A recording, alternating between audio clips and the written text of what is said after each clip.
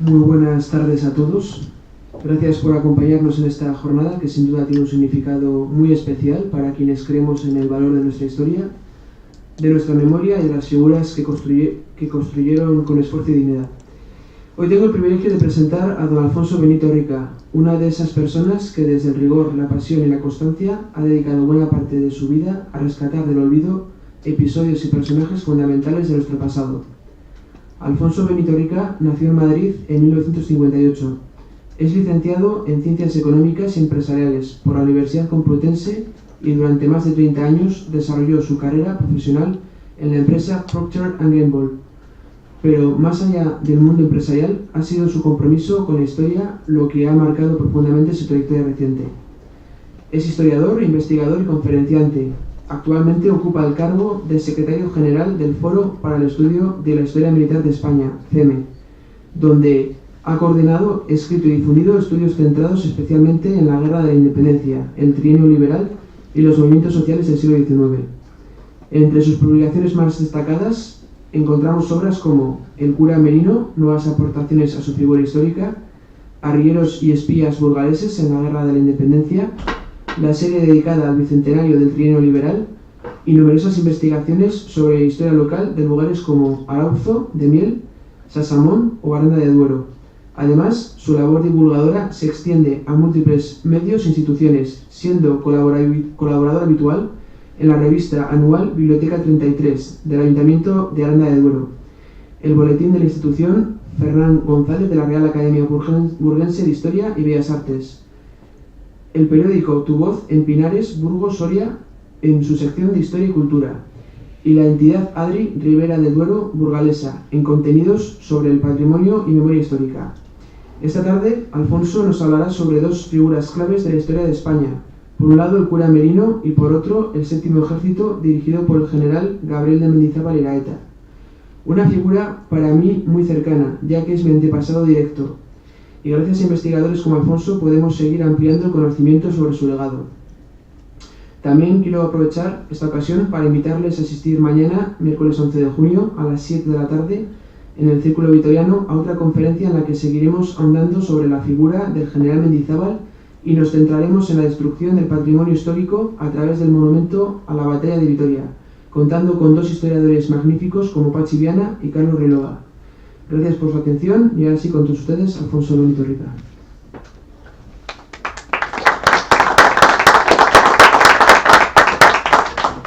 Muchas gracias a la Asociación Vitoria 2013 por invitarme a poderles contar una parte de lo que han sido mis investigaciones sobre estos dos personajes, puesto que en los 45 minutos, 50 minutos que podamos estar, da de sí lo que da. Pero bueno, espero que lo que les he preparado le resulte novedoso en alguno de sus extremos, que algunos de los mitos, vista la información que en los últimos años se ha podido recabar, pues podamos desmontarlos en aras de realmente conocer un poco más de lo que fue la realidad. El mito romántico que podemos tener de la época guerrillera pues es entrañable, pero vamos a ir un poco más allá y a ver realmente qué es lo que de verdad hubo, hasta donde podemos saber, puesto que como ninguno de nosotros estuvimos allí, pues tenemos que fiarnos de las fuentes escritas y a partir de ahí pues encontrar las contradicciones que pueda haber y poder entender qué es lo que sí que ocurrió y qué es lo que es pues mera novela histórica, ¿no? Como luego veremos algunos de los ejemplos de algunos de los mitos.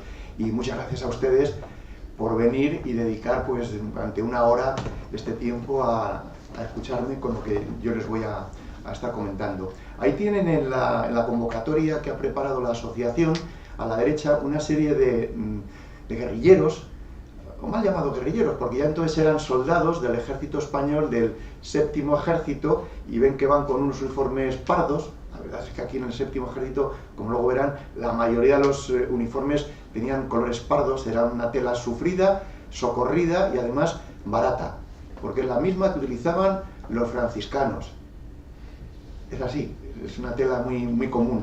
Y luego verán ahí delante, abajo, que hay un soldado, que ese sí que va uniformado, con el uniforme de línea, de color blanco y los ribetes en verdes, que ese es el uniforme del provincial de Burgos.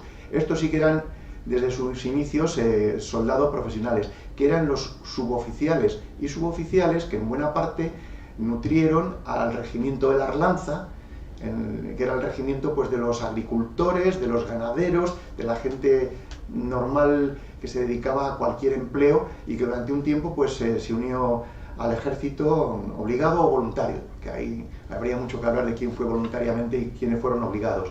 Luego vamos a ver este ejército en la zona de Burgos, cómo se enmarca dentro del ejército que Gabriel de Mendizábal le tocó a partir de 1811 para coordinar sus acciones y algunas de las cosas que se han ido descubriendo que pueden arrojar más información.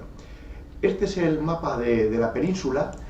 Están ahí puestas las carreteras que en este momento tenemos, que en gran parte difieren poco de las principales vías de comunicación. Y vamos a ver cómo estaban de 1808 a 1811. Aproximadamente el ejército español lo acompañaban en torno a unos 100.000 hombres.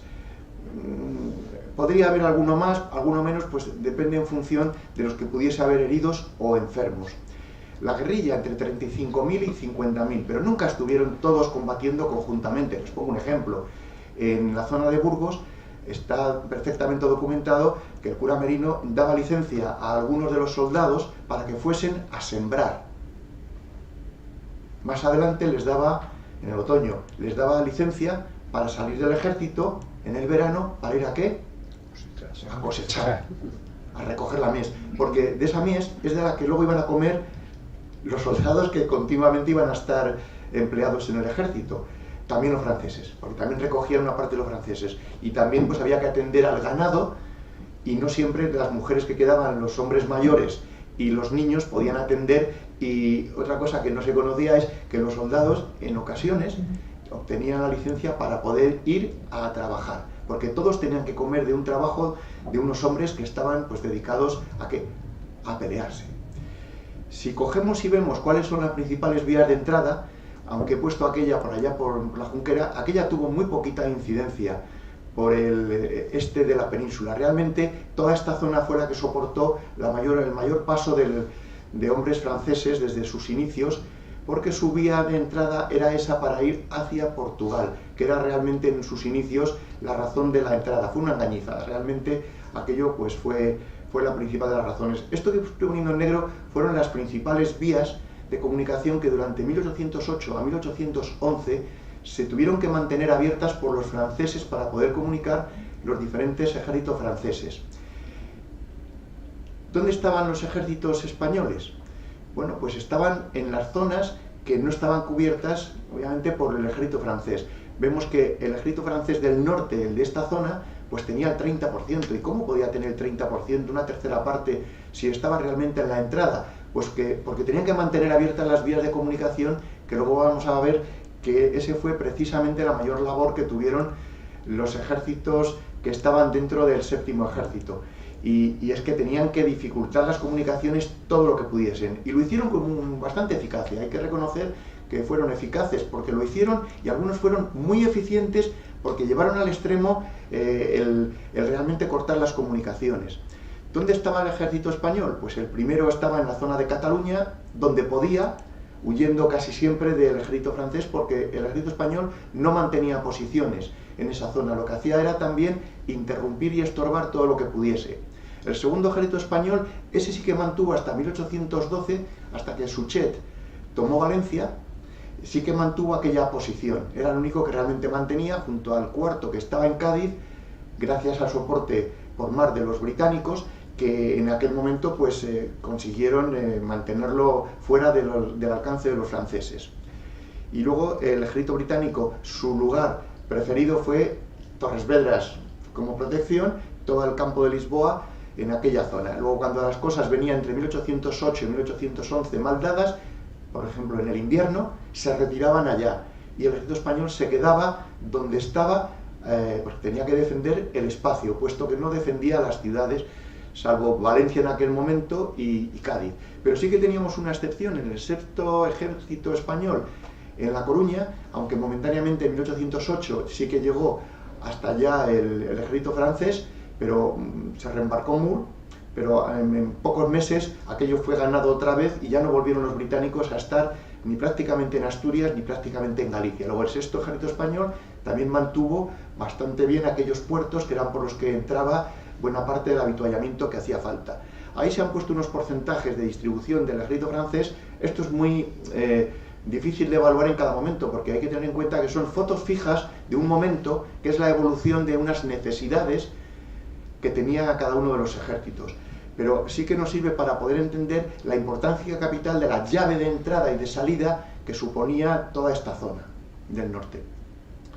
Vamos a hacer un zoom y vamos a ver la zona en concreto del séptimo ejército. ¿Qué eran las guerrillas? Pues si vamos a lo que es lo más romántico del contar cosas de las guerrillas, pues es una fuerza espontánea, y lo he puesto ahí entrecomillado, en armas en la retaguardia francesa lejos del ejército español. Bueno, espontánea o no espontánea, hay directrices del ejército español que estaban levantando las guerrillas, dándolas en rango de miembros del ejército para protegerles y que no fuesen ahorcados o fusilados o degollados directamente una vez que fuesen apresados en cualquier acción por el ejército francés, que es lo que les iba a pasar.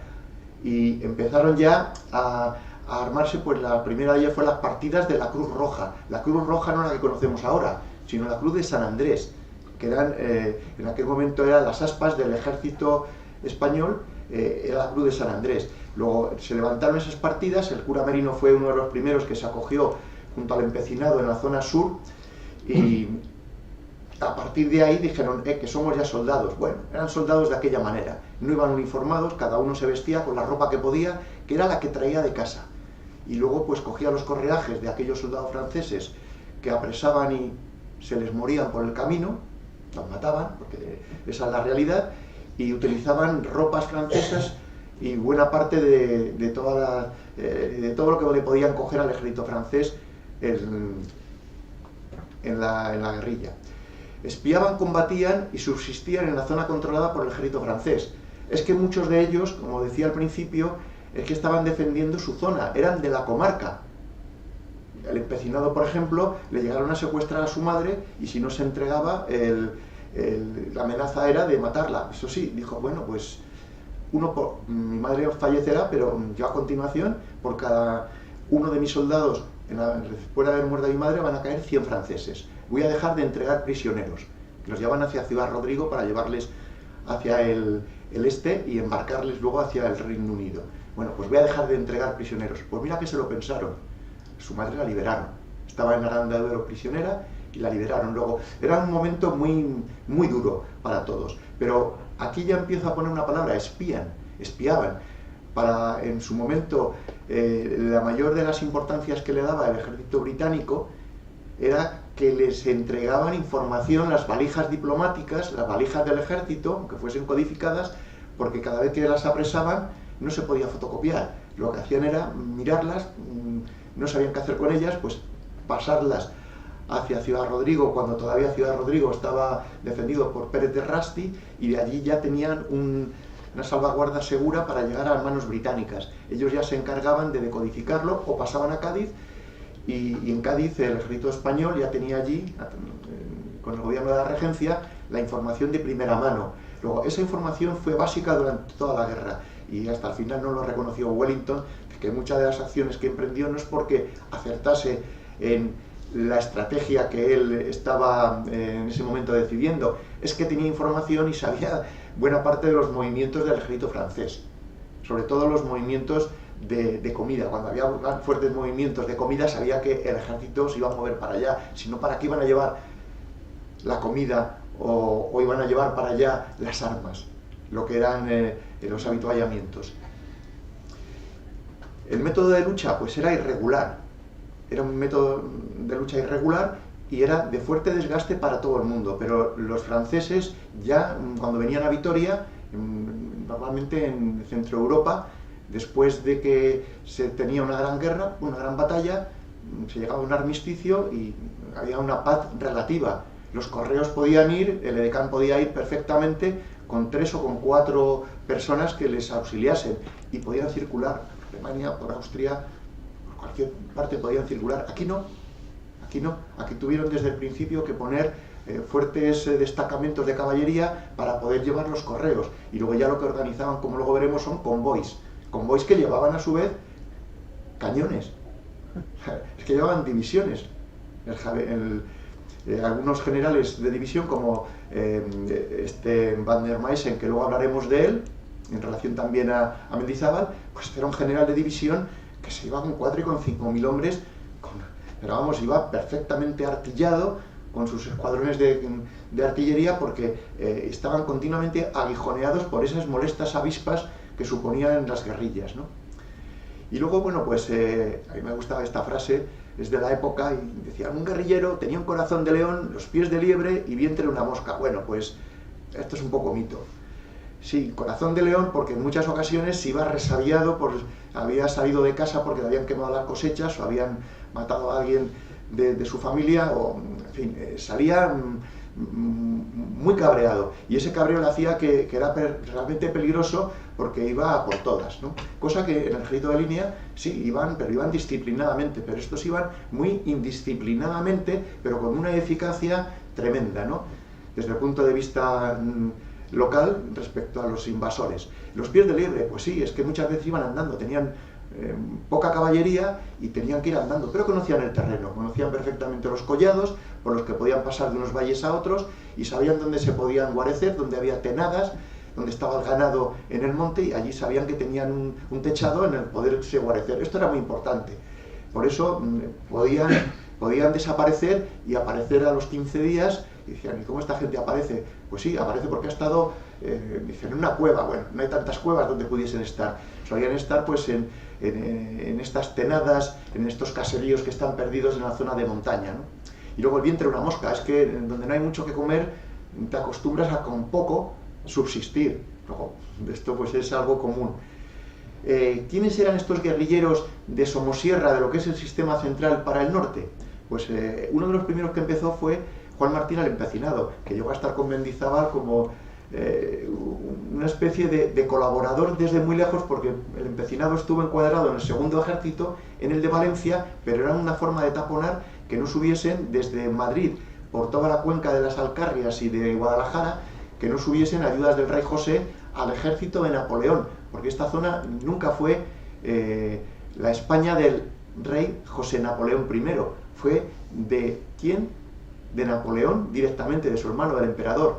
No sé si ustedes saben que hubo en 1808 una directriz de Napoleón que dijo, del Ebro para el norte, esto es Francia. El primer gobierno francés, capital, Barcelona. El segundo, capital, Zaragoza. El tercero, capital, Pamplona. El cuarto, estamos en ella, Vitoria. El quinto, Burgos. El sexto, Valladolid. Y el sexto, pues Salamanca. Ya el séptimo ya se iba para arriba, ya estaba al otro lado de los Pirineos. Y así iban contando los distritos militares hasta que llegabas a la frontera con Bélgica, ¿no? Con los Países Bajos. Bueno, pues en este caso el general, que luego llegó a ser el general empecinado del segundo ejército en la quinta división de este ejército, y Durán, el otro brigadier de la sexta división del segundo ejército, taponaban para que no viniesen ayuda y tampoco pudiesen ir de aquí a ayudar a Madrid. Luego, no siendo el séptimo ejército, pues colaboraban estrechamente, pues en este caso con el cura Merino. Espoz y Mina, primero el joven en Mina, hasta que le apresaron, quedó fuera de combate, y luego cuando su tío pues se hizo cargo de la guerrilla, pues Espoz y Mina es como adoptó el nombre de la guerrilla. ¿Qué más tuvimos? Bueno, pues tuvimos a Villacampa en la zona de Zaragoza, que ya también por ahí pues cortaba bastante las ayudas que pudiese venir de Suchet, de aquella zona, hacia este área. Longa, este vizcaíno, bueno, pues estaba en la Puebla de Arganzón. Hace 2 años Pérez de Santolaya vino aquí de una conferencia que pueden ver grabada, luego no voy a hablar más de él. Díaz Porlier, el único que sí que era militar junto a Renovales, que estuvo en Trafalgar, pues estuvo combatiendo lo que luego sería la división de vanguardia desde Cantabria, desde Potes, que es así como Mendizábal le nombró el responsable de la división de vanguardia. Bueno, pues fue el único que realmente era brigadier desde sus inicios y que era marino, pero que se reconvirtió en un militar de tierra después de Trafalgar, ¿no? ¿Y qué más tuvimos ahí? A Renovales. Hizo su carrera allá en Mar de la Plata, en Argentina, lo que entonces, ahora es la Argentina, pero entonces era el Virreinato de La Plata. Estuvo en el asedio los 2 asedios de Zaragoza, y luego se replegó para acá, y fue el que levantó pues las guerrillas aquí vizcaínas. Luego hubo otros como Herrero, Campillo, en fin, hubo otros guerrilleros que no tuvieron la suerte de destacar tantos como estos y estuvieron integrados dentro de las divisiones de estos grandes que acabo de mencionar, como Porlier, Renovales, Mina, y bueno, pues tuvieron su papel, pero no tuvieron un ejército a su mando, sino que ellos formaron parte de otro ejército. Tengo que decirles que para ser guerrillero tenían dos características. Una de ellas, tener iniciativa. Es decir, yo voy a levantar una guerrilla, voy a hacer tal acción. Me pongo en contacto con el ejército español para que me reconozca y me dé un grado. Sargento, capitán, teniente, es lo mismo, pero que me den la salvaguarda para que si me cogen no me cuelguen los franceses, ¿no? Luego, ¿qué tenía que tener? Aparte de iniciativa, liderazgo. Tenía que convencer a otros para que reconociesen que él iba a mandar y los demás a obedecer, porque esto no es una cooperativa. En el ejército no valen las cooperativas. Tiene que haber alguien que mande bien. Si manda mal, pues habrá que quitarle. Pero tiene alguien que mandar y los demás obedecer. No puede haber 17 cadenas de mando donde hay 17 personas. Tiene que haber uno que ordene y otros 16 que obedezcan. Uno que ordene, 16 que obedezcan, con un mando coordinado de otras unidades también. Bueno, y luego teníamos a Tapia en la zona de Palencia. Luego el séptimo ejército se extendía mucho más allá. Charro no, este perteneció siempre a Julián Sánchez y sus lanceros, que tuvieron una actuación muy destacada aquí en la batalla de Vitoria. Estos reportaban al sexto ejército. Luego fijaos que el séptimo ejército, por un lado, con el segundo estaba muy coordinado, y con el sexto también, porque no tenía que ser de otra manera. Tenía que estar coordinado para todo, para el paso de información, para poder coordinarse en los ataques y poder multiplicar el efecto de sus acciones. Y luego, pues aquí, en la figura de la que voy a hablar, que aquí nunca se había hablado, es del cura Merino. El cura Merino ya en el 1809 ya levantó su partida de la Cruz Roja, y llevaban una Cruz Roja simplemente. Su uniforme consistía en la ropa que cada uno llevase, y llevaban un paño blanco con la Cruz de San Andrés, y ya está. Soldados del ejército español. Viajaron a la Junta de Sevilla, que entonces no estaba la regencia en Cádiz todavía, no habían pasado todavía de Madrid los franceses, y le reconocieron que sí, que ya iba a ser una partida, pero de guerrilla uniformada, y llevaban solamente este pliego de tela blanca con la cruz. Lo vemos así y dices, bueno, pues vaya un uniforme. Había que sentir el uniforme. Te reconocía el ejército, pues punto, a pelear. Y este pues fue el cura Merino. Que el cura Merino, ¿qué es lo que hacía una vez que pasaban las partidas del ejército francés? Pues no os voy a contar los pasos que tenía hasta que llegaban a Vitoria, pero una vez que llegaban a Vitoria, aquí ya sí que empezaban a entrar en un terreno. Una vez que pasaban la Puebla de Arganzón, ya pasaban Pancorbo, ya dejaban de estar en la zona que Longa estaba controlando, y a partir de ahí ya se metían en la zona de la Bureba, donde Salazar, que estuvo durante bastante tiempo bajo el mando de Merino, nominalmente, porque luego al cura Merino nunca le hizo caso, igual que el cura Merino no hacía caso, tampoco hasta que llegó Mendizábal, a ningún superior. Él se movía y hacía lo que consideraba oportuno, y Castaños, que se supone que era el que tenían que mandar todos ellos, que obedecer, le obedecían cuando querían. Bueno, con el cura Merino una trifulca, porque resulta que a una de las partidas, que luego fue muy pequeñita, Tomás Borbón, el príncipe, porque había sido un sargento del regimiento de infantería del príncipe, bueno, pues levantó una guerrilla. Castaño le dijo desde Valladolid, puedes hacerlo, y el cura Merino le desarmó y le dijo, tú bajo mis órdenes. Le encarceló y todos sus hombres pasaron a la guerrilla de Merino. Castaños, en un montón de cólera, le dijo, ¿tú qué estás haciendo? Si yo le he dicho que tiene la capacidad de poder levantar una partilla, no es para que tú le absorbas y le metas en la tuya. Claro, así podías tú crecer, tu partida de guerrilla se absorbías a otros. Este que coja y se esté moviendo entre Valladolid y Aranda de Duero, que se esté moviendo en esa carretera y que estorbe a los franceses ahí, pero tú no le absorbas. Y le tuvo que soltar. O sea, para que os hagáis una idea de cómo entre los propios guerrilleros se intentaban capturar unos a otros para coger y mandar sobre ellos. Tapia, que estuvo en la zona de Palencia durante un tiempo, mandó las tropas de infantería del regimiento de la Arlanza, hasta que se independizó y se marchó.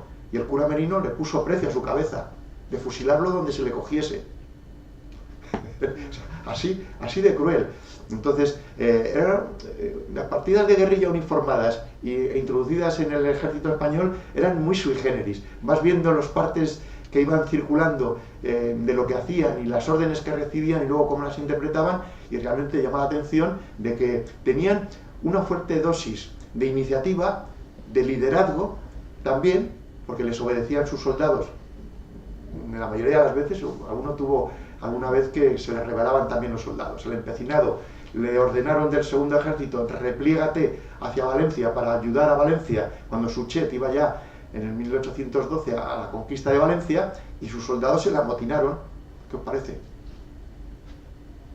De repente se queda sin tropa.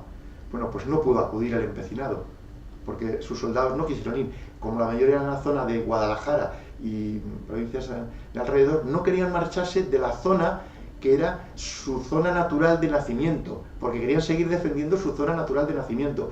Luego, buena parte de los soldados de las guerrillas, aún uniformados, seguían teniendo la mentalidad provinciana de: yo me he levantado en armas para defender mi casa, pero es que tu casa la podías estar defendiendo, como le pasó al regimiento provincial de Burgos, que no estuvo nunca en Burgos, salvo alguno de sus suboficiales, o uno de sus oficiales que estuvo aquí en el Arlanza. Los demás, ¿dónde estuvieron? En Bailén, por ejemplo.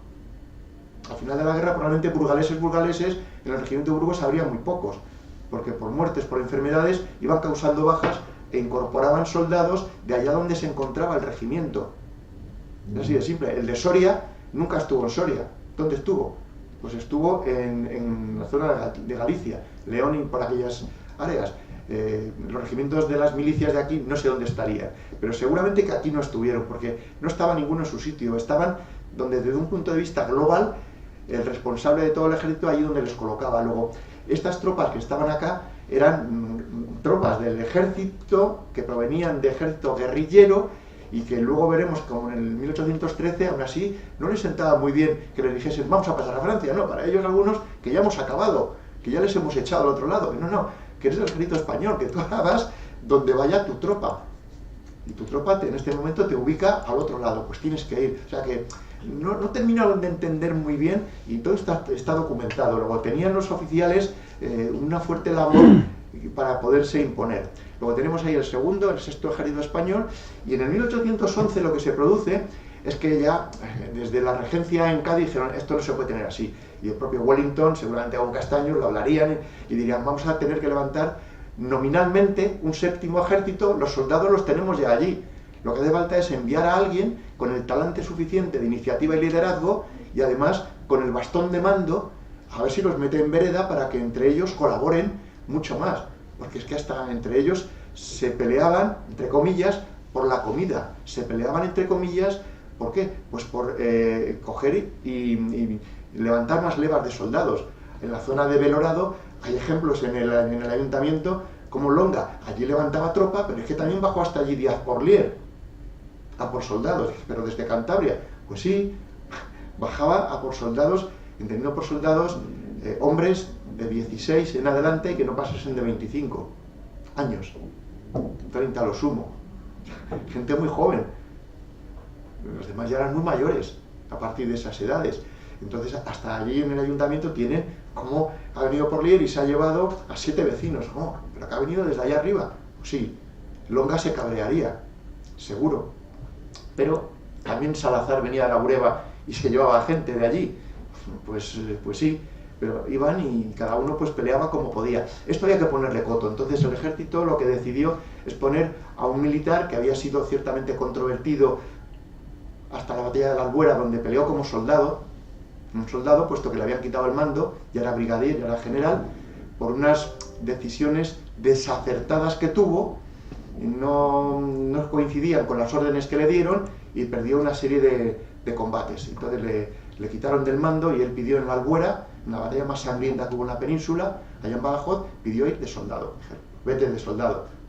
Cuando vieron todo lo que hizo y cómo allí se imponía y le obedecían, y además andaba bien, dijeron: este al avispero que hay allá en el norte, vamos a mandarle a ver qué hace con un Espocimina que no hacía caso a nadie.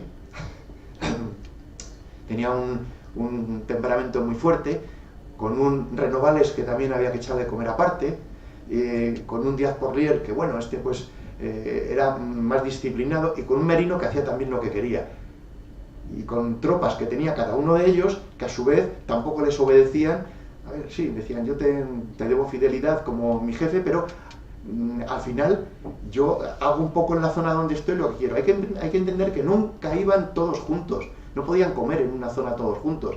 Se unían y se desunían en función de los golpes que fuesen a dar. Que necesitaba Espocimina un golpe que iba a dar en Arlabán, pues entonces unía a sus tropas y las enviaba para allá, pero no iba al mando, pero no iban con todos, porque tenían que dejar en la retaguardia gente que preparase cuando regresasen dónde dormir, dónde comer y cómo abastecerte.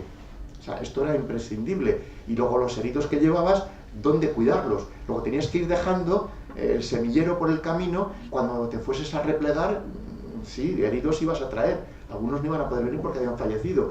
Luego, no todo el mundo estaba dentro de estas unidades siempre peleando. Luego cuando decían, aquí ha estado la partida de Espocimina o la de Renovales, no quiere decir que Renovales estuviese allí. Era alguien de su partida. Pero no siempre estaban los que, si no, es que esta gente no dormía poco, pero tenían un mínimo de descanso que tener. O volviendo al cura Merino, una vez que bajaban de Pancorbo para abajo, ya era un terreno del cura Merino. Fijaos que desde Burgos allí o bajaban a Madrid, ya se enlazaban con el ejército del rey José, o se iban hacia Valladolid para caminar camino hacia el ejército de Portugal, con Marmont allá, y una de las dos vías tenían que tomar. Luego el cura Merino, una de sus principales tareas era hacer que si iban a Madrid tardasen 2 días más, que son los 60 kilómetros que tenemos, en vez de ir por la zona de... A ver si saco el puntero aquí. Bueno, no consigo sacarlo. En vez de venir de Burgos, que estará ahí en el centro, bajar directamente a Madrid, pues si ustedes van por Valladolid, van por Segovia, van hacia Madrid, por la Sierra de Guadarrama, tienen 60 kilómetros más. Eso suponen, para un ejército en marcha, 2 días de camino extra. A nadie le apetece hacer 2 días de camino extra cuando a Madrid puedes llegar con 2 días además las tropas más descansadas. Bueno, pues el cura Merino muy eficazmente estuvo permanentemente boicoteando la carretera que iba de Burgos, Lerma, Aranda de Duero, Buitrago, Somosierra anteriormente, y luego ya La Cabrera, y luego ya Madrid. Esa era su vía. Y donde el cura Merino en ocasiones no llegaba, ya se encargaba el empecinado de pasar de la provincia de Guadalajara por la Sierra de la Teja Negra y pasar, ¿dónde? Pues a la carretera de La Cabrera, próximamente a Madrid. Luego, entre ellos sí que se coordinaban para que si alguno de los convoys pasaban, habían conseguido el guerrillero que estaba, aunque fuese del otro ejército español, supiese que había pasado un convoy que era una presa para él. Entonces, una vez que recibían esa información, esa presa, se lanzaban a por ella pues como lobos hambrientos. Efectivamente, Lejeune, este militar francés, es como lo definió, se lanzaban como lobos hambrientos. Luego, esta era una de las funciones de Merino, que no entrasen en la zona de la sierra, que no cortar las comunicaciones entre Aranda de Duero y la zona de Soria, luego veremos por qué, y que no pudiesen entrar hacia Aragón y hacia la zona de La Rioja los franceses, y que tan solo tuviesen abierto el camino que hoy es la Nacional 120, desde Burgos, por Belorado, Santo Domingo, Nájera, y llegar hasta Logroño. Luego cada uno tenía su papel que jugar, y esto pues lo hacían, pero con bastante eficacia. General Mendizábal, en 1811, le dicen, vete para allá, acepta encantado el venir a toda esta zona y saber que tenía aquí un avispero que poner en orden, y lo primero que hace, desde que le nombran el día, por una real orden del 16 de febrero de 1811, llega por, creo recordar que es por barco al norte, desembarca, y durante unos meses lo que hace es estar viendo con Renovales, con las tropas que estaban dentro de los Renovales, como el Pastor, como Jáuregui, con Díaz Porlier, cuál era la situación en todo el norte, para ver la mejor forma de los desembarcos y poderse coordinar para recibir todos los habituallamientos y el envío de prisioneros franceses para el Reino Unido.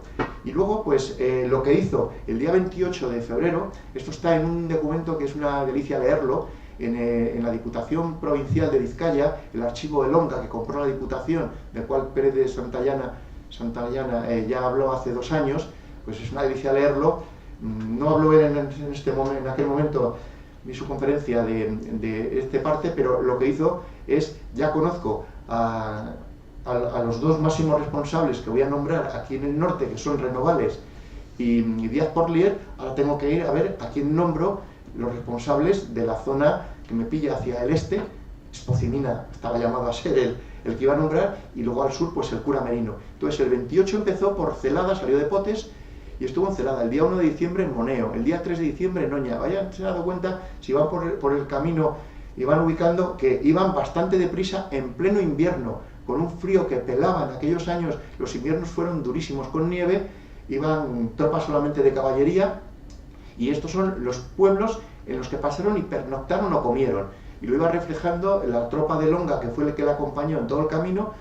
Fue Longa con Mendizábal, y luego iban con cada uno de los responsables de esas áreas que les iban acompañando, porque eran los mejores conocedores. Longa no conocía la zona castellana, ahí ya le cogía al cura Merino con alguno de sus oficiales y le fueron acompañando. Entonces entraron por Poza de la Sal, el 5 de diciembre Villafranca, Montes de Oca, por ahí pasaron por la zona de un puertecito que hay allá, donde ahora están los pantanos de Uzquiza y de Arlanzón en Burgos, fueron a Campolara, no pasaron por el puerto que tiene la carretera que baja de Nájera a Salas de los Infantes, porque en Salas de los Infantes solía haber un destacamento francés. Entonces no querían ser descubiertos, y que el general en jefe del séptimo ejército estaba por allí, porque entonces sí que en Burgos, basta que lo supiese el general Rey, ya hubiese mandado a mover a todas las unidades para ir a la caza del general Mendizábal. Y lo hicieron tan sigilosamente que los franceses nunca supieron que el general Mendizábal hizo toda esta tournée turística. Se la recomiendo como tournée turística en verano. En invierno no, pero Mendizábal lo hizo en invierno. Entonces, una vez que estuvieron en Salas de los Infantes, fueron hacia Palacios de la Sierra, y aquí dices, ay va, ¿y cómo se van hacia el este? Hacia el centro de lo que son los Campos de Pinares, porque en aquella zona es donde estaba el depósito de prisioneros que Merino solía llevar allá, para que luego, cuando se pudiese, se llevasen a Longa, y que Longa los llevase a Potes, y de Potes ya los llevase Díaz Porlier hacia alguno de los puertos, descargasen avituallamiento y metiesen franceses, bueno, tropas francesas, podían ser polacos, como luego veremos, o de otra nacionalidad. Luego, lo que fue es a revisar los campos de prisioneros y a revisar los campos de entrenamiento, que en aquella época los tenían allá en la sierra. Eso fue lo que se estuvo haciendo, esa extraña visita que hace en zigzag, que parece que va a perder el tiempo, de Campolar a Salas de los Infantes, de allá a la sierra, y de ahí pasa a mi pueblo.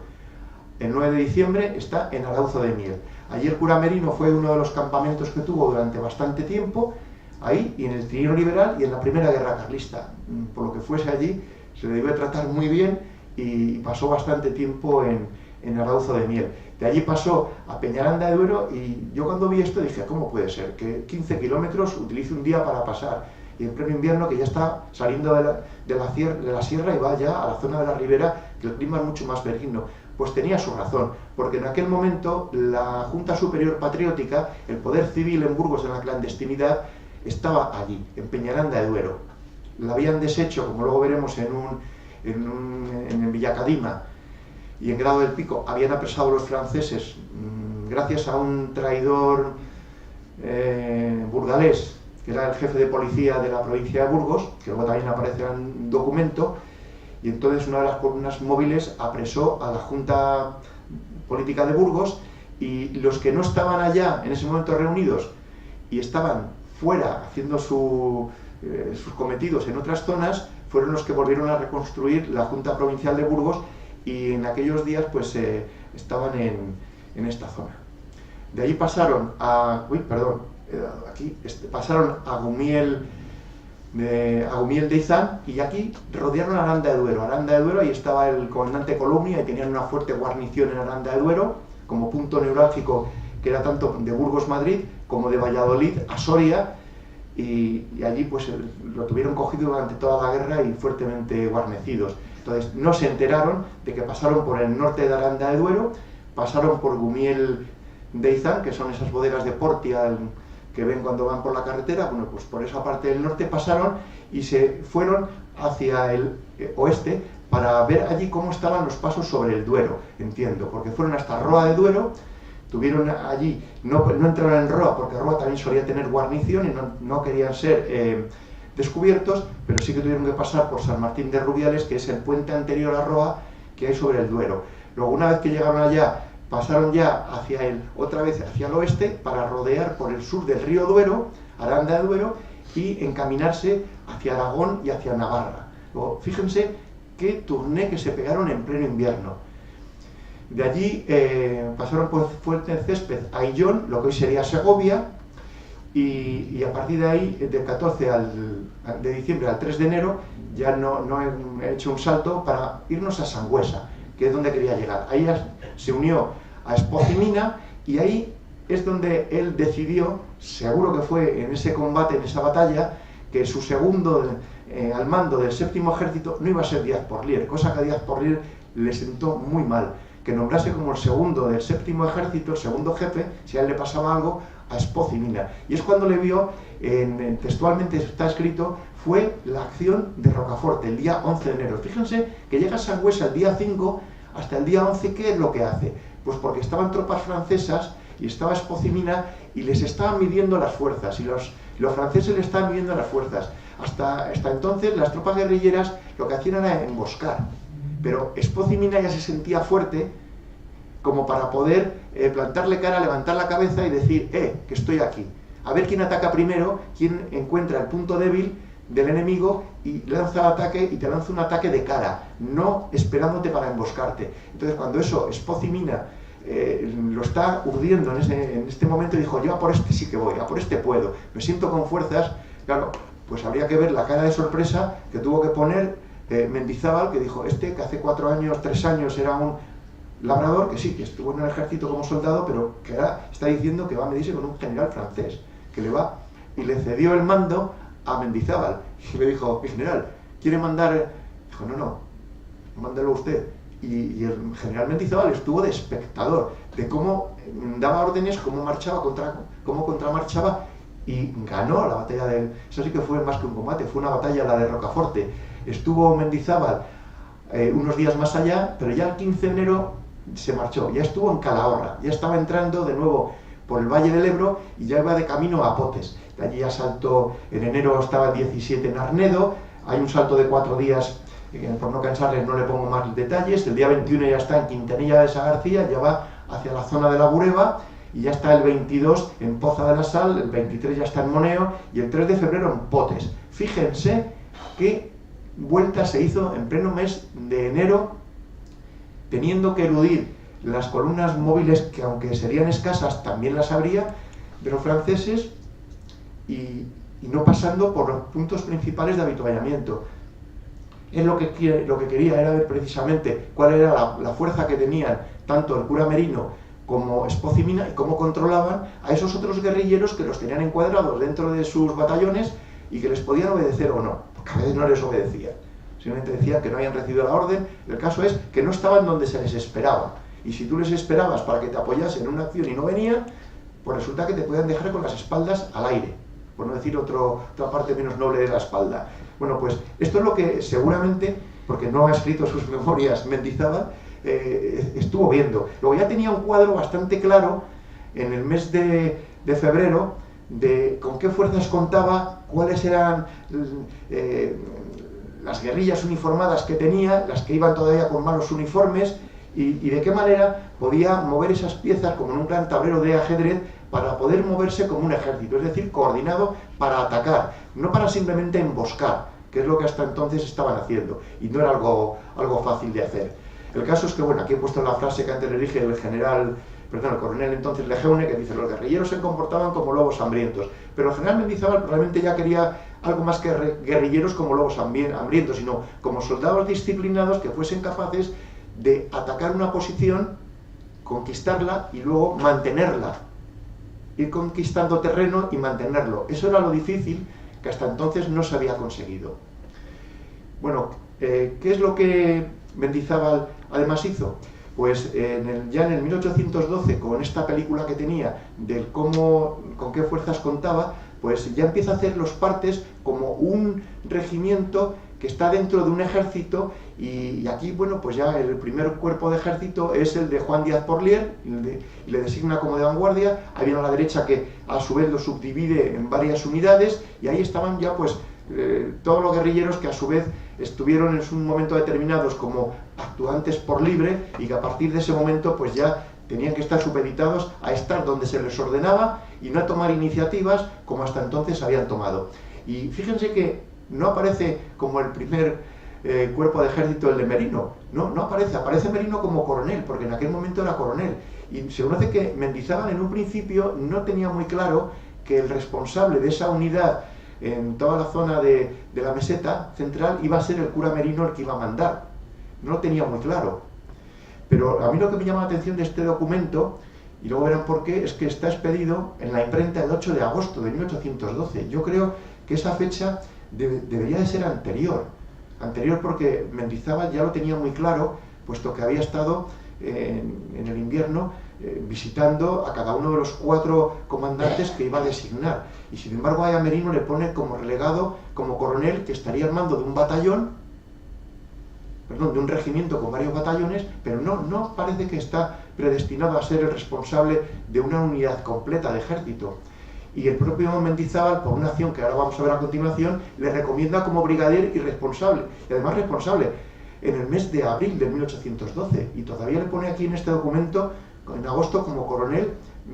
Luego este documento sí es oficial, está en el archivo militar del ejército, pero no sé, yo para mí que hay algo raro en esa fecha que no me cuadra, porque él ya había promovido a brigadier al cura Merino en el 1812, en la segunda quincena del mes de abril. Pero es un documento muy bonito que para mí al menos me permite ver cómo, hay más documentos de Mendizábal en el archivo Longa con respecto a Porlier y a Renovales, que no les he traído porque el que he traído es en el que aparece aquí el cura Merino. Uy, perdón, no estaban viéndole el cuadro, se está hablando con él. Es este el cuadro. Discúlpenme que yo estoy viendo el cuadro siguiente que va a salir y el que deberían de estar viendo. Luego ahí ven en este cuadro cómo el cura Merino está puesto como coronel en unas fechas en las que él ya era brigadier y ya era algo más que el responsable de un regimiento. Era de varios regimientos. Luego, este documento, hay que ponerlo en salvaguarda, es auténtico, pero para mí que ahí se les ha bailado una fecha porque ya el cura Merino era el responsable antes de esta fecha. La uniformidad de estos cuerpos de ejército, pues aquí tienen el del 7º ejército, la división de Castilla, que era como la llamó Mendizábal, y era mandada por el brigadier Jerónimo Merino desde sus inicios, desde abril de 1812. Pues tenía un primer regimiento de La Rioja llamado, que es el de la izquierda, ese uniforme. Ven que todas las casacas eran muy parecidas, eran cortas, aquí eran de color azul. Luego el regimiento del batallón de Bureba, luego el segundo de tiradores de Castilla, luego tienen otro, el de la Arlanza, que es el de la izquierda de abajo, otro el de granaderos de Castilla de color marrón. Fíjense que hay muy pocas variaciones porque tampoco tenían una creatividad muy alta, ni tela suficiente para tener mucha variedad. Luego, ¿por qué los de azul de arriba, en vez de marrones, eran de azul? El azul era un color muy predominante en la marina, pues porque les proveyeron los británicos de tela de la marina, y entonces a los sastres que tenían en potes o donde les estuviesen, les daban tela de color azul. Pues de color azul les pusieron a estas unidades de infantería, no pasa nada.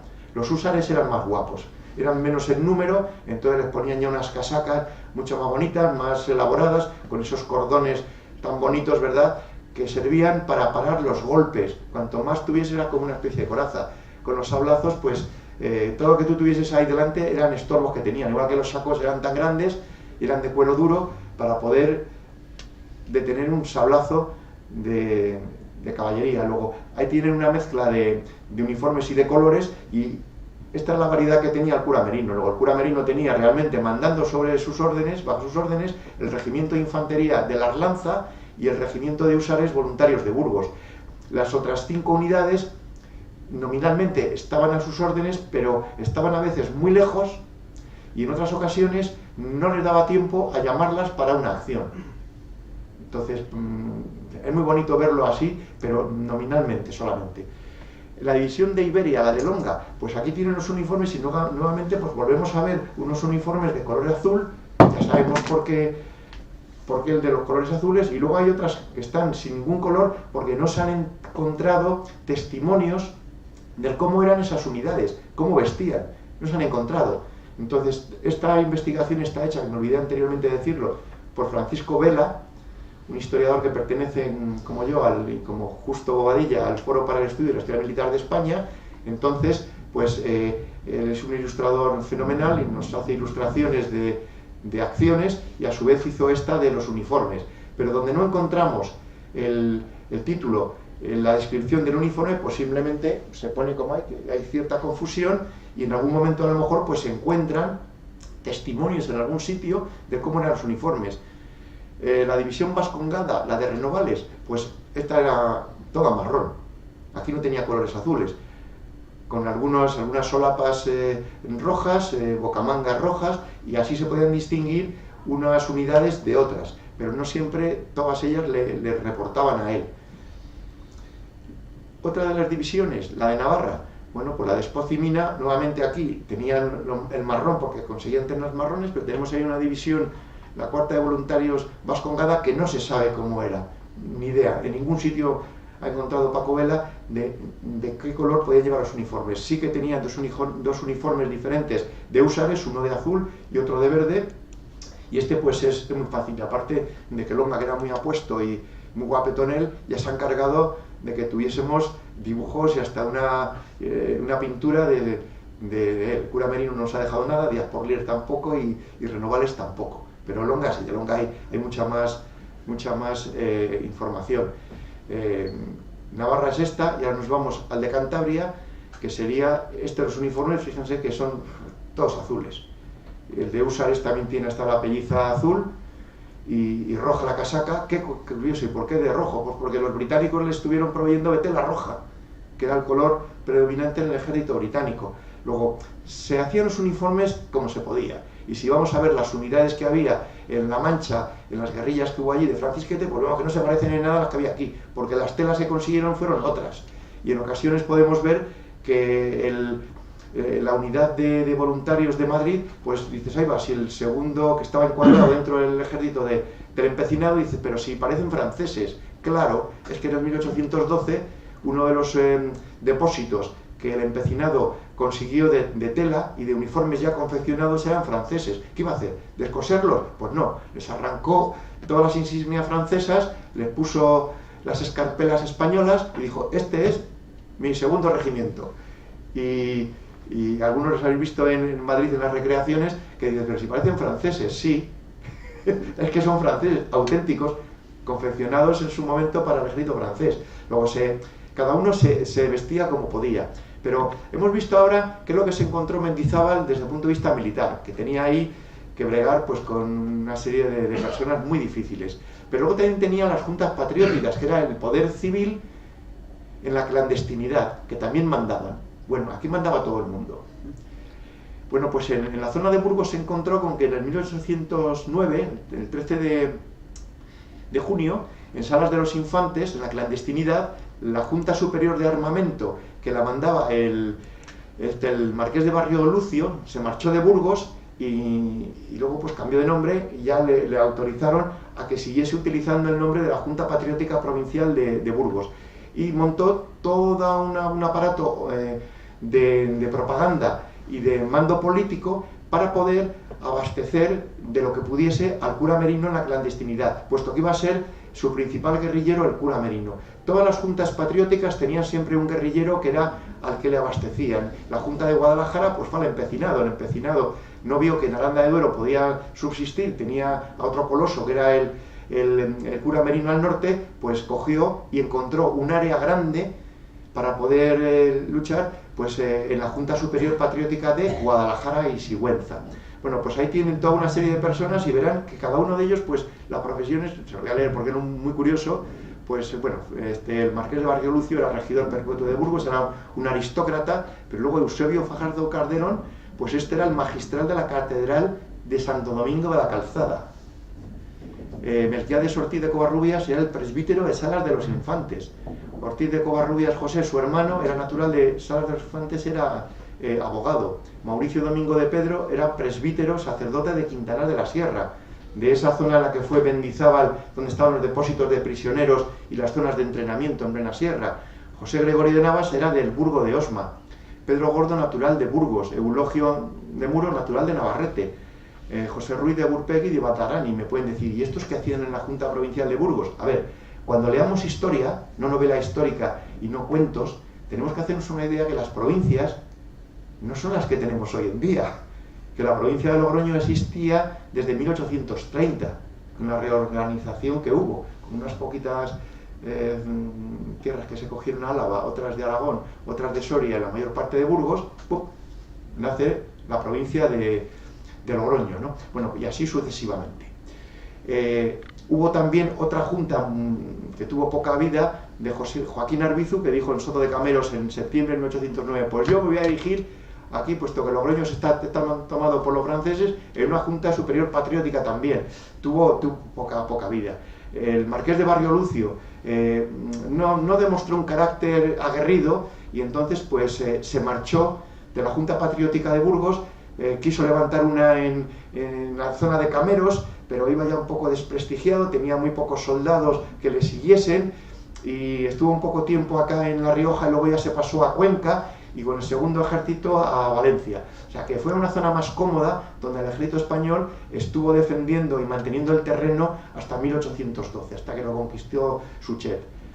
Y luego otra junta pequeñita que hubo en Enciso y Covaleda, otra que hubo, otra junta en La Rioja y en la zona alavesa, pero que realmente donde estaba escondida, guarecida, en el Soto de Cameros, pero estos ya aparecieron en 1811. Luego, fíjense que aquí hubo mucha gente con mucha iniciativa, mucho liderazgo, tanto en el terreno militar como guerrilleros y en el terreno político. Siempre se nos ha dado muy bien mandar.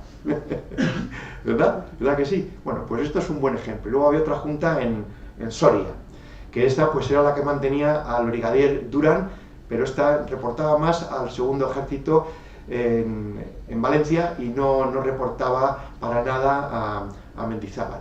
Ahora les voy a poner una serie de documentos que están en un archivo pequeñito, de un pueblo pequeño, que es mi pueblo, en Arauzo de Miel. Para mí fue un placer ver documentos guardados que habían estado 200 años, que nadie les había abierto, y en esa carpeta ahí estaban guardaditos.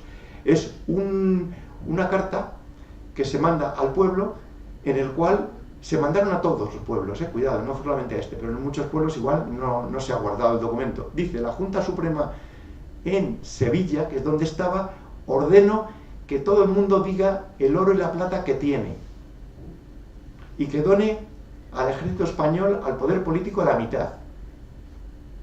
¿Qué les parece si hoy yo digo que me declaren todo el oro que tienen, la plata, y que la mitad es requisado por motivos de urgencia mayor? Que puede ser una guerra o un déficit presupuestario, cuidado, y no hablar de política.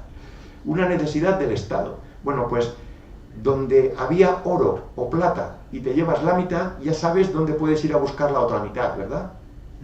¿A que sí? Cuando tengas más necesidad. Bueno, pues esta directriz se recibió en todos los pueblos. Entonces, esta carta la reimprimían en cada provincia. Si había un poder político que tenía una imprenta en la clandestinidad, porque en Valencia era muy fácil hacerlo, no estaba conquistada por los franceses hasta 1812, pero en esta zona nuestra, pues estas circulares, valga la redundancia, les puedo asegurar que se circularon en la clandestinidad. Luego, por un lado, en los pueblos recibían la presión de los franceses, que querían requisar, y por otra parte, el propio Estado español les estaba diciendo que para mantener el ejército tenías que colaborar aunque estuvieses en terreno ocupado. Una doble imposición. Esta es la realidad de aquella época, y esta en este caso es de 1811.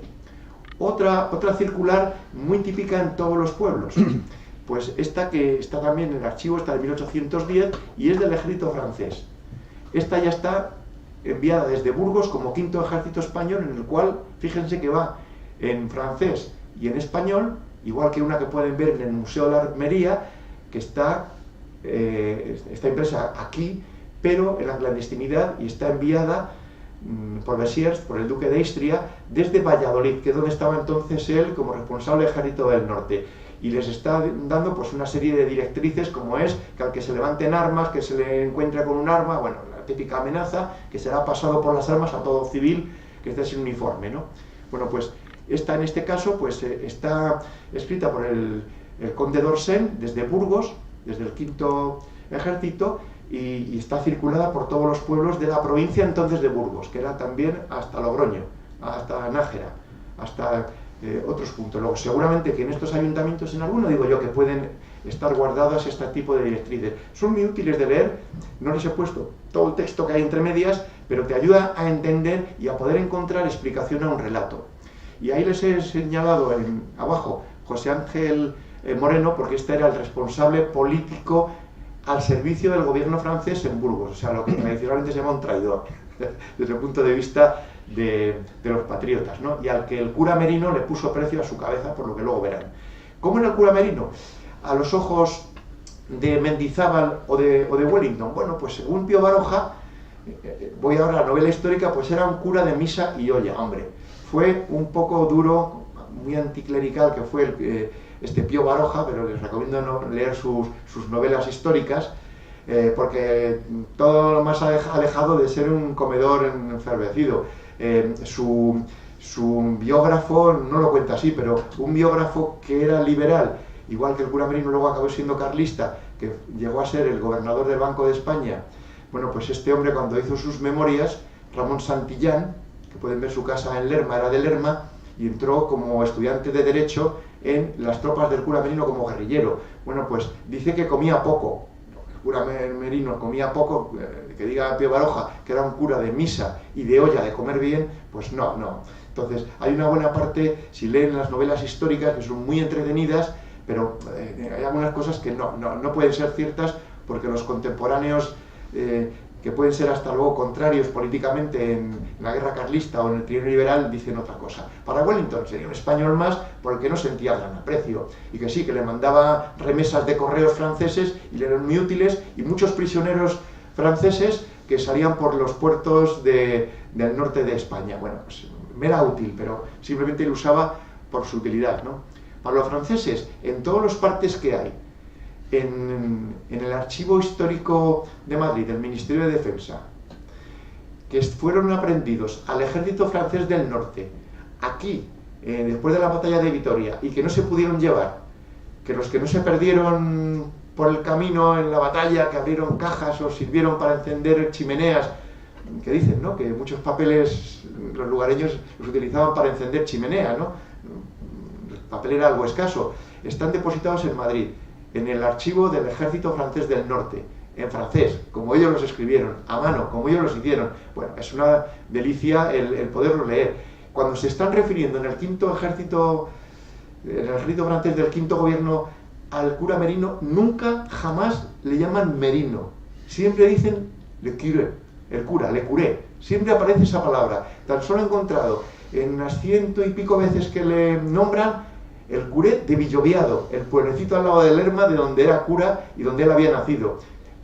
Por lo demás, cuando en Burgos hablaban de el cura, solamente había uno, Merino. O sea, era tal el pavor que le tenían, que luego veréis de qué forma hacían las requisiciones, con qué columnas móviles.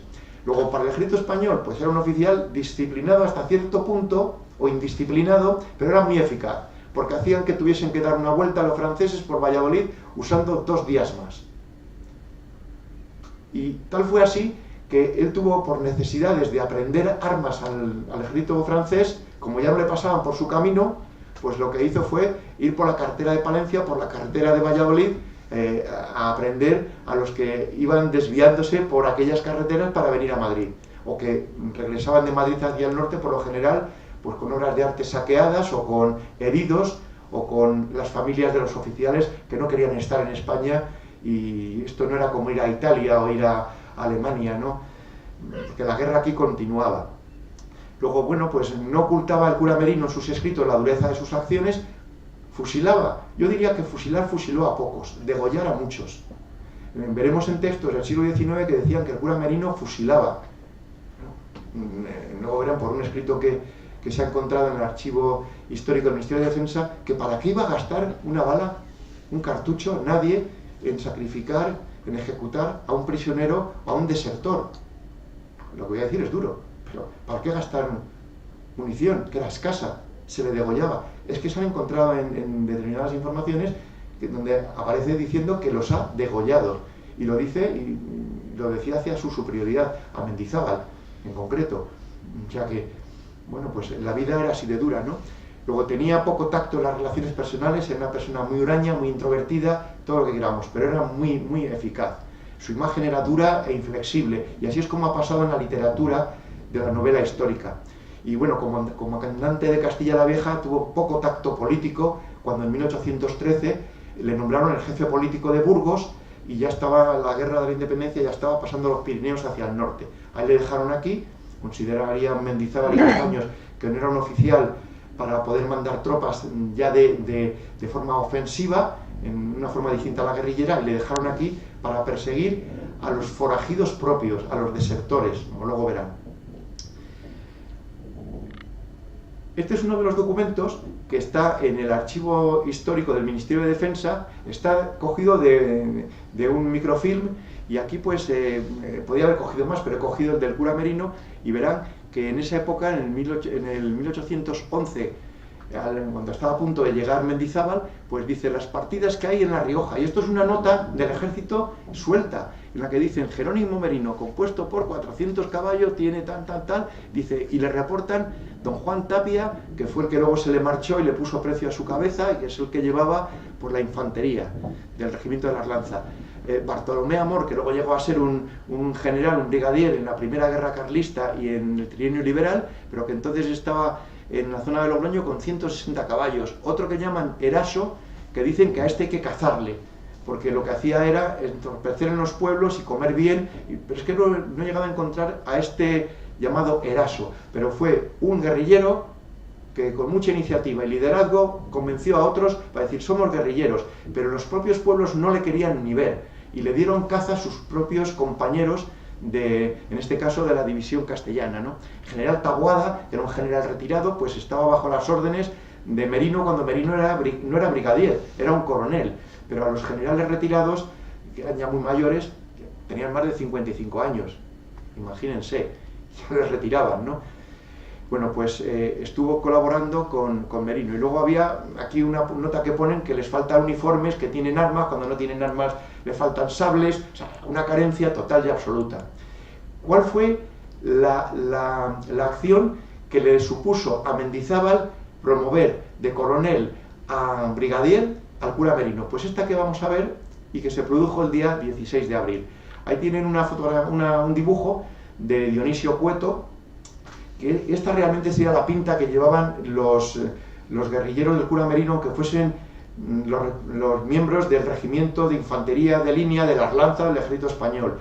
Unos con unos uniformes pardos o como fuesen vestidos, sí, unos que iban de blanco con unos ribetes verdes, porque eran suboficiales, o el oficial López Angulo, que había sido oficial y estaba retirado en Treviana, y le llamaron, Castaño le llamó, le dijo, anda, vete ahí con el cura Merino y pone en orden al regimiento de infantería de las Lanzas. Pero era también un oficial retirado, y este pues llevaría su uniforme que le guardaba de cuando estuvo en el provincial de Burgos, pero estaba retirado cuando le pilló la guerra de independencia. Esto es una fotografía en blanco y negro de las recreaciones que se han hecho en Lerma, y esta sería realmente el aspecto que tenían. Vestidos con casacas, sin casacas, un poco anárquicamente vestidos, inclusive los de caballería simplemente con una camisola. Este sería el aspecto real de estos regimientos. O sea, olvidémonos de todos bien vestidos, no solía ser así. Aquí cuando iban mejor vestidos sería hasta la pinta. Ahí tenemos al cura Merino de la recreación del Lerma de Burgos y de la recreación que se hizo en Burgos capital, y los del regimiento mejor vestidos irían así, uno con trabuco en vez de con un fusil reglamentario del ejército, aunque no le faltaba las cartucheras, le faltaba el briquet cogido a un soldado francés, y por eso podía llevar briquet el que vemos ahí a la derecha que tiene barbas. Pero más sería el aspecto del arriero o del español que iba vestido como vemos al del chaleco, que este es el que llevaba la información, la traía, y realmente era un miembro del ejército pero que nunca llevaba el uniforme. Estos eran los más útiles para Wellington y para Mendizábal, porque les llevaba la información. Nos vamos ahora a un documento que se le perdió, no está en el archivo francés de Vincennes, porque le tenemos aquí, puesto que en Vitoria lo perdieron, en el bagaje que iba de Burgos, del V Ejército, no pasó de aquí de Vitoria. Entonces fíjense que van escritos a mano, este está hecho por el general Sebastián Rey, arriba pone Burgos, 18 de marzo en francés de 1812. Este documento, por ejemplo, ha estado catalogado como del 1813. Fíjense arriba a la derecha que es un 2 o un 3. Bueno, pues todos los documentos que estaban catalogados, que alguien que los fue viendo los catalogó, pues ese número lo catalogó mal. Cuando algunos de los historiadores que vamos a una zona concreta, la conoces muy bien geográficamente, conoces muy bien un pequeño espacio de terreno como es el de la provincia de Burgos, en mi caso, empiezo a colocar piezas del puzzle y no me encajan. No me encajan. Simplemente ves gente que no estaba cuando dice este documento que está, y ya lo que te cabe pensar es que el documento es malo, es falso, o que la fecha está mal datada. Entonces cogí lo de las fechas. Pues a buscarte un documento en el que hubiese un 2 y un 3 escrito por el general Rey en el mismo documento para ver cuál era la diferencia entre el 2 y el 3. Bingo, lo encontré. No encontré más que 2 documentos, lo suficiente para que la directora técnica del Archivo General del Ministerio de Defensa no les gusta nada, ¿eh?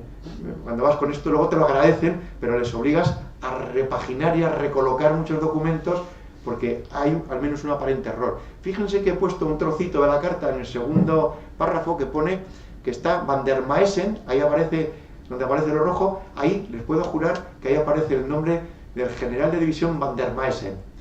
Y pone que está en la zona de Santo Domingo. Y le está diciendo en el resto de la carta al comandante Colomni en Aranda de Duero: déjate ya de estar haciendo requisas en la zona llana de los páramos de Aranda de Duero, porque allí no consigues más que vino y cereal. Necesitamos carne.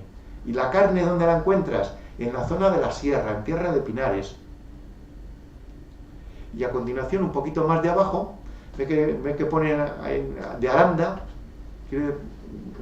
pone Aranda, les puedo asegurar que pone Aranda, y luego la tercera línea subrayada en rojo pone sierra.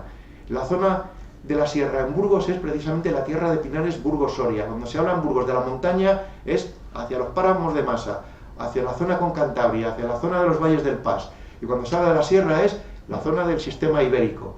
Bueno, pues ahí ya hasta los franceses algunas de las palabras las utilizaban en español porque era la mejor forma de que ellos mismos saber a qué delimitación geográfica se referían.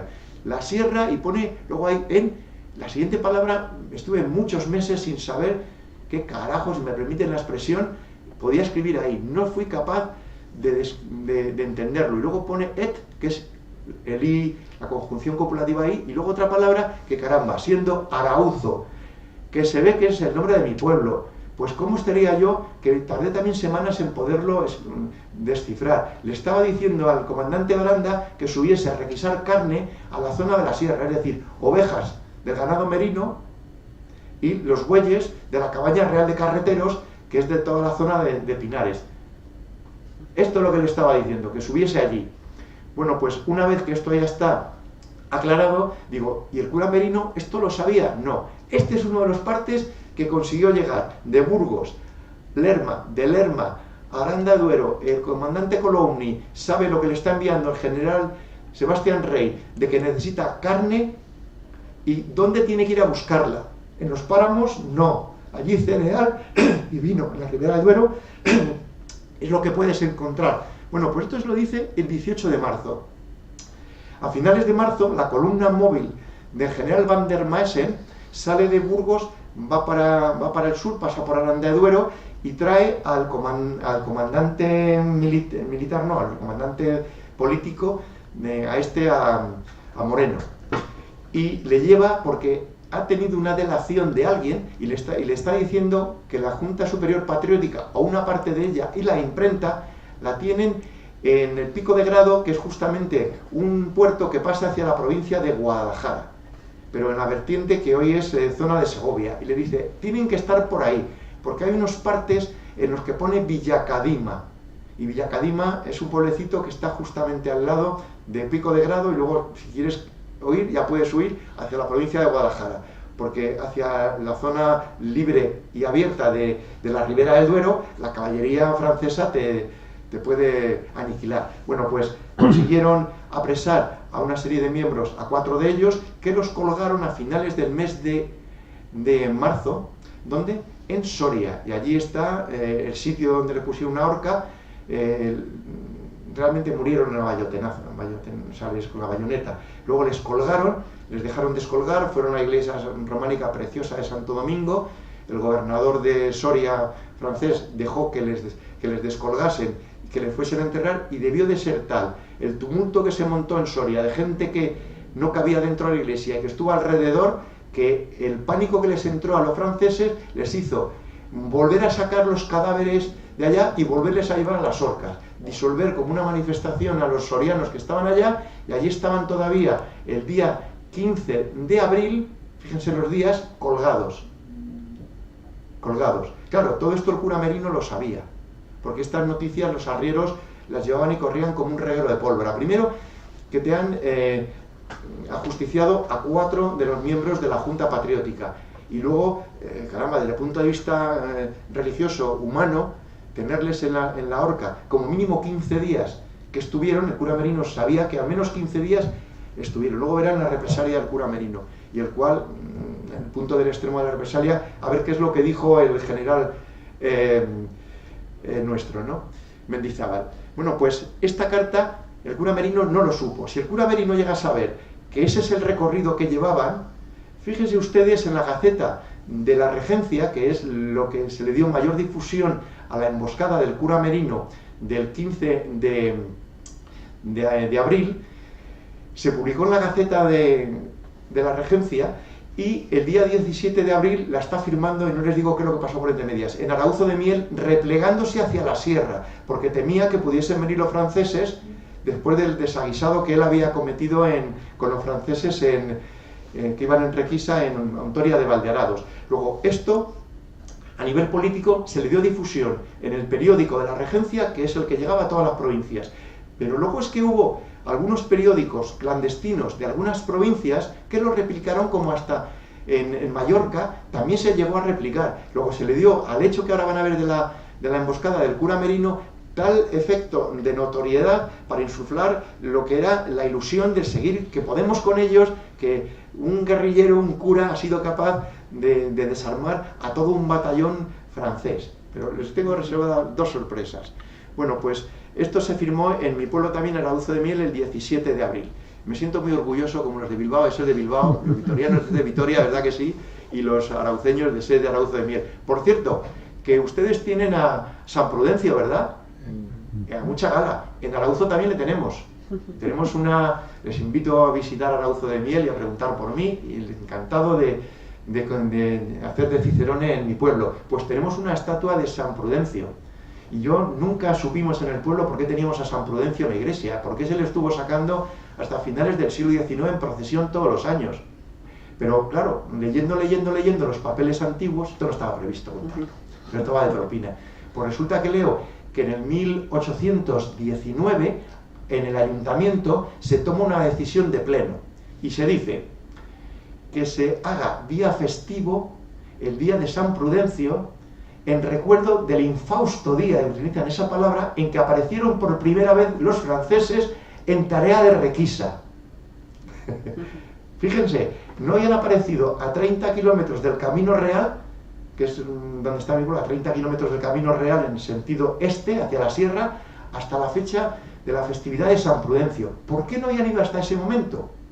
Pues porque no habían tenido necesidad para abastecer las tropas de ir más lejos, pero conforme subían y bajaban tantas tropas, iban dejando sin habituallamiento, sin comida, los pueblos más próximos a la carretera de Francia, al Camino Real, y tenían que ir a izquierda y a derecha cada vez más lejos para conseguir comida para las tropas. ¿Quiénes se encargaban de estas requisas?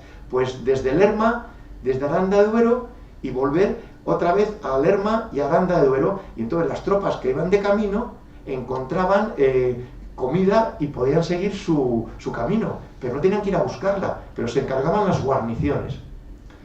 Tan solo en esas fechas, en 1811, ya no pasaba eso, ya no podían ir en tarea de requisa tan alegremente, pero en el 1808, que es cuando ocurrió esto, sí, en 1808 sí que ocurrió. Luego, ya saben que compartimos a San Prudencio y la razón por la que le compartimos. Bueno, dicho esta anécdota, vamos ahora al documento que envió el cura Merino a Mendizábal, indicándole dónde se encontraba el día 15 de agosto, muy de mañana. Y dice que se encuentra, y lo dice en la primera línea, Aquí el amanuense redactó muy bien y se lee muy bien, en Arauzo, es decir, en mi pueblo. Perdón que sea tan pesado con mi pueblo, pero es que estaba allí. Entonces, estaba en Arauzo y dice, he recibido noticia de que han salido por el partido de Peñaranda de Duero, desde Aranda, una columna en Tarea de Requisa. Ahí no nos dice quién, luego sí que he sabido por otro escrito que eran los hermanos Aguilera, que eran unos hermanos arrieros que a su vez aprovechaban el llevar y traer mercancías y ganarse la vida con ello, y no interesaba que se fuesen como guerrilleros, sino que siguiesen haciendo ese trayecto, entrasen y saliesen de Aranda y trajesen y llevasen información. Entonces dicen, oye, que Columni ha dicho que salgan unas tropas que aproximadamente van a ser X, y el cura me dijo, vale, que son unos 200, 300, muy bien. Sí, eran casi 3 veces más. El cura Merino, cuando vio que eran tantos, pero bueno, les emboscó, como luego verán. Luego, primero, sabe que salen en Tarea de Requisa y no va a enfrentarse a ellos por defender una posición ni por ganar una posición. Va como un lobo, con una manada de lobos, a emboscarles. Eso es a lo que va.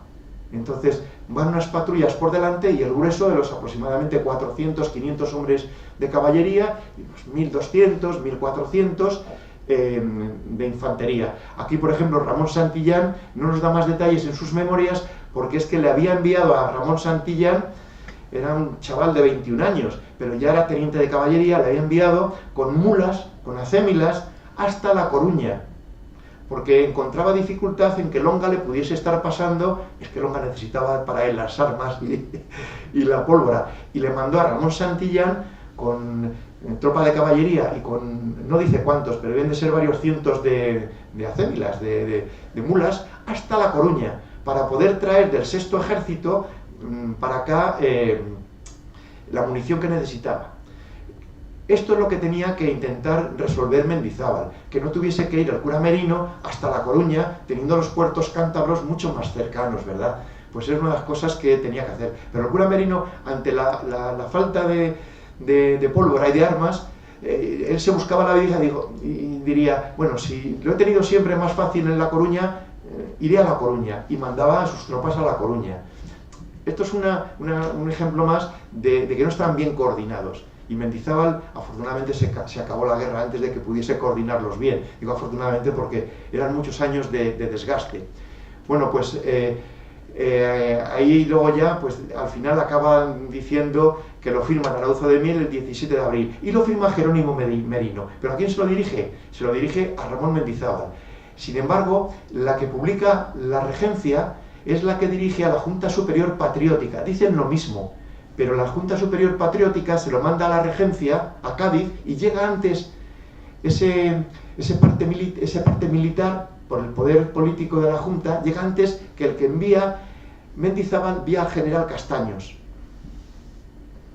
Los dos acabarían llegando, pero el de la Junta llegó antes. Pero afortunadamente tenemos el que firma Merino y que va a nuestro también querido general Mendizábal. Voy a contarles cómo es en detalle, porque tenemos todos los detalles, una emboscada de estos lobos que dice el general Lejeune. Lo voy a contar con tanto entusiasmo como Pardo de Santillana cuando contó los de Longa, pero es que para mí mi personaje es Merino. Bueno, pues se tienen un cuadro ya actualizado con las carreteras. El 15 de abril se encuentra donde en Arauzo de Miel, que es eso que les estoy recuadrando ahí, y ahí tenemos una fotografía de la recreación que se hizo en el 1808, 1809, 1800, así, hasta 1813, de la recreación de esta emboscada, donde hemos ido andando por el mismo camino los 22 kilómetros que hizo Merino. Ahí tienen, los uniformes son de ahora, pero fíjense al fondo en las casas que son las mismas. Perdónenme. Ahora sí, yo estaba viendo la anterior. Son las mismas casas con los escudos, que tú justo las has visto, ¿verdad? Las mismas que el cura Merino estuvo viendo en su época ya, porque son casas del siglo XVI, siglo XVII. Entonces, abajo está Aranda de Duero. Esta sería la columna que salió en Tarea de Requisa desde Aranda de Duero. ¿Y dónde iban? Pues iban hacia el este, hacia Peñaranda de Duero, que es eso que he recuadrado ahí. La carretera verde, la carretera comarcal que existe hoy, que sería entonces también la vía principal. Entonces, a partir de ahí, fíjense que el cura Merino ya sabe el día 15 que tiene que desplazarse. Bueno, pues voy a desplazarme, y se desplaza, es el siguiente cuadradito que van a ver ahí, Arauzo de Sarce, Arauzo de Torre, son fotografías actuales, obviamente, donde se va andando y se va pues, con la cruz de Borgoña. Ahí ven al cura Merino que va andando. Hay que deshacer el mito de que los de caballería van siempre a caballo. ¿Ustedes han intentado ir a caballo mucho tiempo? Uno acaba con las nalgas, ¿verdad? Que le apetece bajarse y andar. Y ustedes cansan al caballo. Los oficiales de caballería hacían ejercicio y hacían ejercicio andando, se montaban a caballo, pero el caballo también tenía que descansar, entonces procuraban no cansarle para que fuese una herramienta de trabajo, que era el guerrear, lista y descansada cuando la tuviesen que utilizar. Luego se iba mucho andando, y ahí ven pues a López de Angulo, que podría ser ese oficial del regimiento ya jubilado, viviendo tan tranquilamente que estaba allá en Treviana, en lo que hoy es la comunidad autónoma de La Rioja. Bueno, pues ahí le ven que va al frente de la infantería con el cura Merino, que también va andando. Bueno, pues siguen andando hasta Ontoria de Valdearados. Cuando llegan a Ontoria de Valdearados, allí ven que no tienen ni idea de tropas en tarea de requisa. Y, bueno, pues si no se tienen tareas, eso será que están subiendo hacia la zona de la sierra, pero en vez de por uno de los valles, que es el del río Aranzuelo, que es el río que sale de mi pueblo, irán por el río Arandilla, que es el otro río que sale de un pueblo que se llama Huerta del Rey, donde Pío Barojas y leen el escuadrón del Brigante, y si quieren pasar una tarde entusiasmados, lean el escuadrón del Brigante. Pero es mentira que el facineroso que dice que le llamaban el jabalí fuese un guerrillero de Arauzo de Miel y que en época de paz tendría que estar, dice así, colgado de una horca. Pero es que al lobo de Huerta del Rey le define exactamente igual. Claro, los de Arauzo de Miel, los huertaños, decimos, ¿qué le hemos hecho a Pío Baroja para que nos mencione? Qué contento de que nos menciona el escuadrón del Brigante, pero nos pone a dos guerrilleros de nuestras localidades y les describa como dos facinerosos que deberían de estar colgados de una horca en tiempos de paz. Tiempos de guerra, pues sirven para guerrear, ¿no? Porque van dirigidos. O sea, es algo tremendo. Bueno, pues entonces, desde Ontoria de Valdearados, el cura Merino no sabe nada. Nadie sabe absolutamente ningún detalle de los franceses. Dice, bueno, necesito dar descanso a la tropa. Acaban de andar 22 kilómetros, se nos echa, llegan a las 3 de la tarde, se nos echa la noche. Enseguida hay que dar descanso. En cuanto les demos descanso, dense cuenta que es abril, entonces anochece, los días van alargándose, pero bueno, a las 6 de la tarde ya como que se ve mal. Bueno, pues dice, aquí tengo unos pinales cerca, voy a meter a la tropa, esas 1.700 personas, en los pinares, y voy a dejar a un sargento mayor recopilando información y recopilando alimentos, y sobre todo alimentos es lo que más le interesaba, con 3 soldados, y les deja en Ontoria de Valdearados para que pasen la noche y vayan recogiendo información que pudiese llegar y comida, porque la tropa al día siguiente tenía que almorzar. No digo desayunar, no desayunaba nadie, almorzaba, comía, que es la misma comida si tenía suerte, y les deja allí en Ontoria de Valdearados. Bueno, y se van como en dirección hacia Aranda de Duero, a unos pinares, y entonces ahí cometen un error desde el punto de vista de la táctica militar, y es que tienes que desplegar toda la noche, igual que durante el día, tropas a caballo, de 2 en 2 o de 3 en 3, en rondas, porque son la pantalla que te van a permitir detectar si llega alguien enemigo y poder dar la voz de alarma.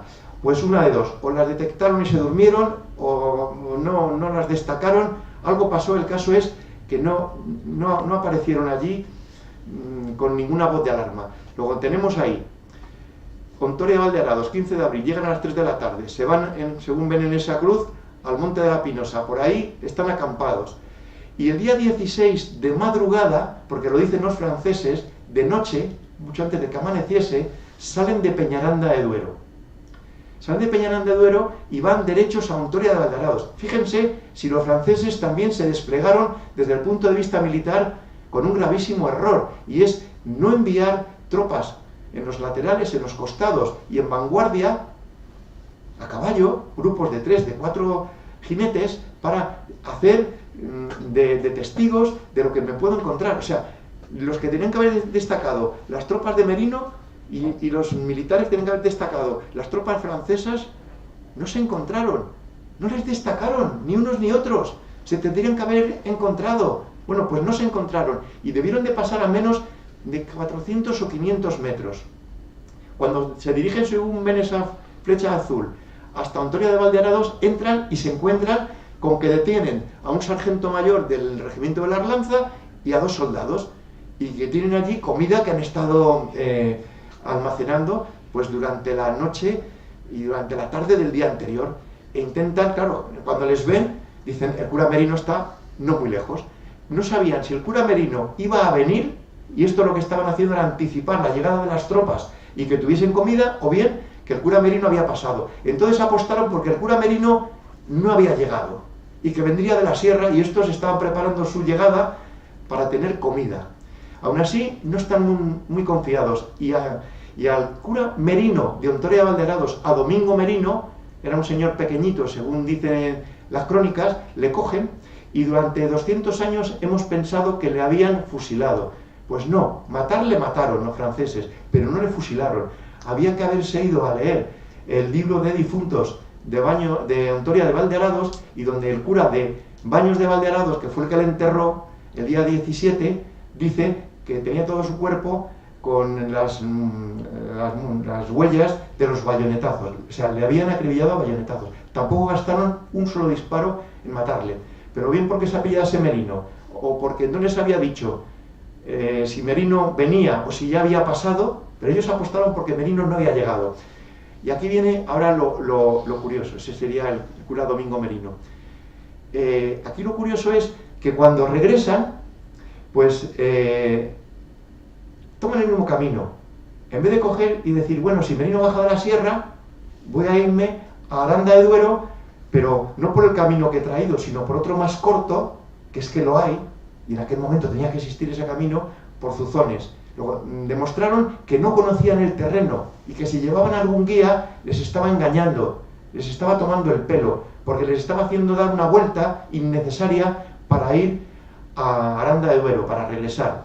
Y aquí es donde el cura Merino sale del Pilar de la Pinosa, se levantan y dicen, bueno, que vaya alguien hacia Ontoria de Valdearados para traer con un carro o 2 carros la comida, y nosotros vamos a ver si, puesto que los franceses no vienen por la vía de la ribera del Aranzuelo, a ver si van por la del río Arandilla, por la otra. Eran 2 alternativas para ir a la sierra.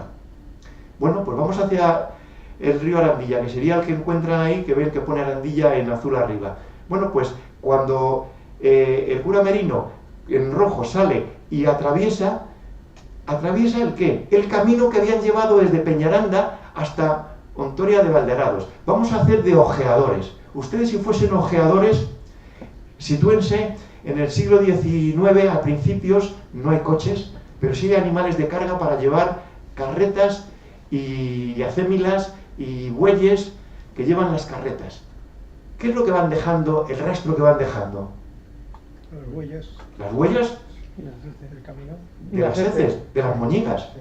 Eso te dice la frescura, perdonen la expresión, del tiempo que hace cuando han pasado. Y ven que son muy frescas.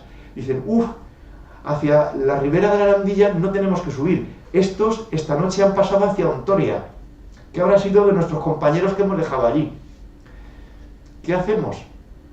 Pues lo que hacen es, como hay una serie de vaguadas y de montañas, emboscarse y empezar a avanzar, pero emboscados. En vez de ir derechos y corriendo, vamos emboscados, protegiéndonos por la vegetación y por los montes, para poder confluir sobre el camino, y si vienen, les copamos. Bueno, pues dicho y hecho. Eso fue lo que pasó, que los franceses, mal aconsejados, deshicieron el camino, y eso les colocó en una posición de tener que subir, y los del cura Merino les estaban esperando en una posición de bajar. Entonces, siempre el que está en una posición dominante gana en ventaja con respecto a quienes están subiendo. Luego, se está poniendo todo en contra, y encima estaban emboscados. Es decir, que no vieron a los guerrilleros, al ejército español del Regimiento de la Arlanza y voluntarios de Húsares de Burgos, hasta que no estaban encima y se cerró el cerco. Una vez que el cerco se cerró, una masacre. O sea, solo se puede definir, tal y como está en el parte, como una auténtica masacre. Entonces, esta es una muestra de las recreaciones que hacemos. Se hace en campo abierto para que la gente vea cómo se hace un cuadro. A los franceses no les dio tiempo a hacer el cuadro, se desordenaron, o sea, fue una catástrofe para ellos. Entonces se rindieron, y aquí vemos pues al teniente coronel Galachewski, polaco, hasta le he dicho francés, esta es una de las sorpresas, polaco, donde van sus soldados entre medias, y a los lados pues llevan a los españoles que les van custodiando. Van con los uniformes boca abajo, sin munición, y hasta ese momento se les había permitido conservar sus armas. Y esta era una guerra entre caballeros, no es hoy, hay que posicionarse en el siglo XIX. Entonces se les lleva hasta Hontoria de Valdearados, y de allí se les mueve hacia Arauzo de Mier, es decir, se desanda el camino. ¿Por qué? Pues porque sabían que se habían escapado varios de caballería, y se habían escapado por el camino más corto hacia Aranda de Duero, es a través del monte, o por instinto, o porque el monte les iba a guarecer. El caso es que los 5 que se escaparon de caballería franceses, y estos sí que eran franceses, estos no eran polacos, se escaparon monte a través y llegaron a Aranda de Duero. Entonces, por si acaso les llegaba a tiempo la noticia y no sabían cuántos soldados podía haber en Aranda y venían, lo último que tenías que quedarte es en el lugar. Bueno, pues aquí, ¿qué es lo que ocurrió? Que tan solo en el regimiento de infantería de la Arlanza, pues hubo 5 heridos. De caballería, de húsares de Burgos, no hubo ningún herido. Tan solo hubo 5 heridos, uno muy grave, y el parte dice, y un caballo. Cuidado, en aquella época también los caballos heridos se reportaban porque era una herramienta tan importante como un soldado. Es duro decirlo así, pero es la realidad de aquel momento. Entonces ya sé quién fue el soldado grave. Hay que ir de nuevo a los archivos diocesanos, al libro de difuntos. En una pedanía de Arauzo de Mier que se llama Doña Santos, 5 días más tarde de la emboscada, están enterrando a un soldado que ponen soldado herido y no ponen ni del regimiento de la Arlanza ni nada. ¿Por qué? Pues porque si venían los franceses y se revisaban los enterrados y veían que estabas enterrando a los soldados, dicen, tú estás colaborando con la guerrilla. Entonces solía haber una represalia con la población. Entonces ha habido que ir ahí, y sé que se llama Lorenzo Álvaro. Esto como curiosidad simplemente. ¿Y quiénes eran los franceses? Pues era el 2º batallón del 4º regimiento de la 1ª legión del Vístula, todos polacos, al mando del teniente coronel Golastewski. Tuvieron en la refriega 63 muertos sobre el camino, 97 heridos, que igual alguno murió en días posteriores, pero así de repente 63 heridos. Fíjense la masacre que tuvo que ser el cierre que hicieron en la emboscada.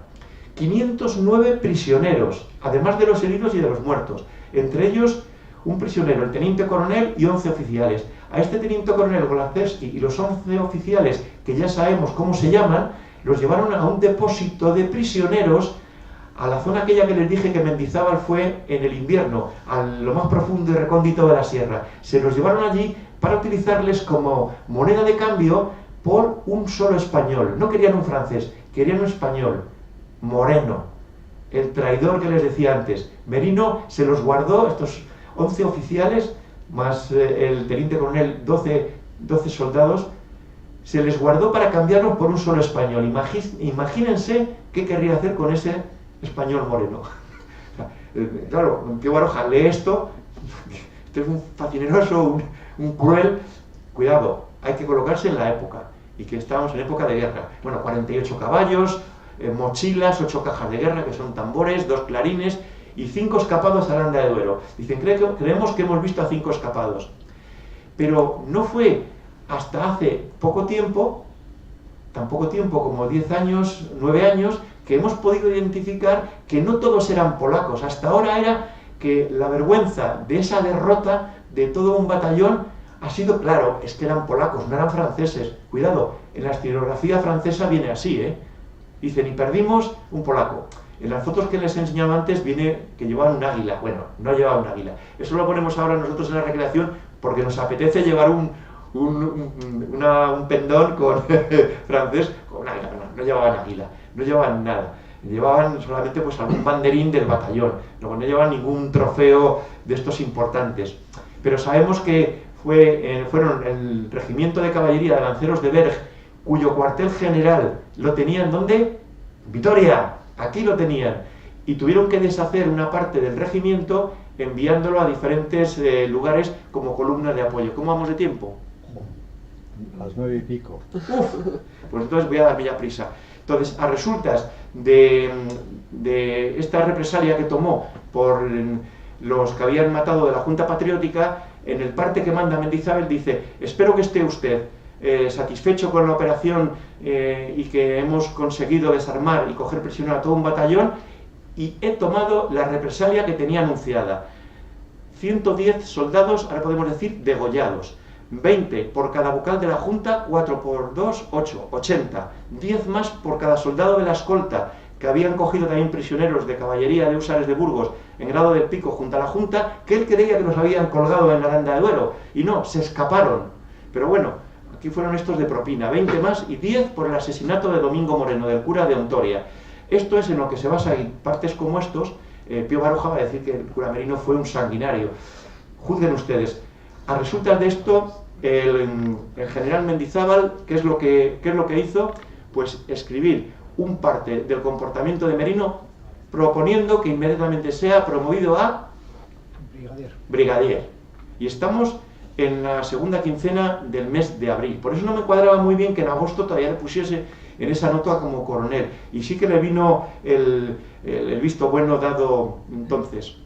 Bueno, aquí les he puesto este, que es como viene arriba el curé, y como va diciendo, en este caso, que desde Salas de los Infantes, en la guarnición que hay francesa, de que han pasado, claro, pasar tantos soldados prisioneros como 500 y pico, más 400 o 500 soldados que les iban custodiando, llama la atención. Y le dicen desde Salas de los Infantes, 3 días con retraso, que han pasado por allí los prisioneros de Ontoria de Valderados. Tarde, porque cuando resulta que Darrip, que era en Cantabria, era el comisionado que tenían los franceses, le está diciendo que unos días más tarde, como es el día 8 de mayo, dice que el cura de Villoviado, que ya uno de los dos sitios que aparece además de cura de Villoviado, nunca dice Merino, dice que deben de estar hacia Soncillo, Villarcayo y Potes, pero que ya han pasado. Es decir, si desde el quinto gobierno, desde Burgos, querían hacer algo por rescatarles, siempre les llegaba la información 3-4 días tarde. Luego ya estaban 80-90 kilómetros más hacia el norte, aproximándose hacia la costa. Bueno, aquí tenemos una orden desde París que dice que, preparándose Napoleón para la campaña de Rusia, que el 4º regimiento de infantería del Vístula, que se vaya para Francia, que se repliegue. No sabía, desde París, el ministro de la guerra, que un batallón de los 4 que tiene cada regimiento había desaparecido. Todavía no se lo habían comunicado. No se habían atrevido a decirles que un batallón completo de un brigante, ¿no? Que era como llamaban los brigands, había sido totalmente cogido. Un poquito más tarde, bueno, pues se coge voy a correr un poquito más, una carta del barón Kisleven, que era el responsable de Lanceros de Berg aquí en Vitoria. Esta carta está escrita aquí en Vitoria, pero no se la pudieron llevar, y por eso la tenemos en este momento en el museo en el archivo del Ministerio de Defensa. Le está comunicando a los oficiales que están en columnas móviles, que uno de los oficiales, el teniente Fricken, que ha fallecido, junto a el otro oficial que llevaba entre esos 26 lanceros de Berg. Y les dice pues que ha habido también otros 12 del 1er regimiento de húsares, que también estaban, estos eran de Burgos, que iban protegiendo a esta columna. Luego era una columna móvil muy pequeña, muy mal protegida. Y fíjense abajo que les llama brigands. Le he dado muy fuerte, brigands.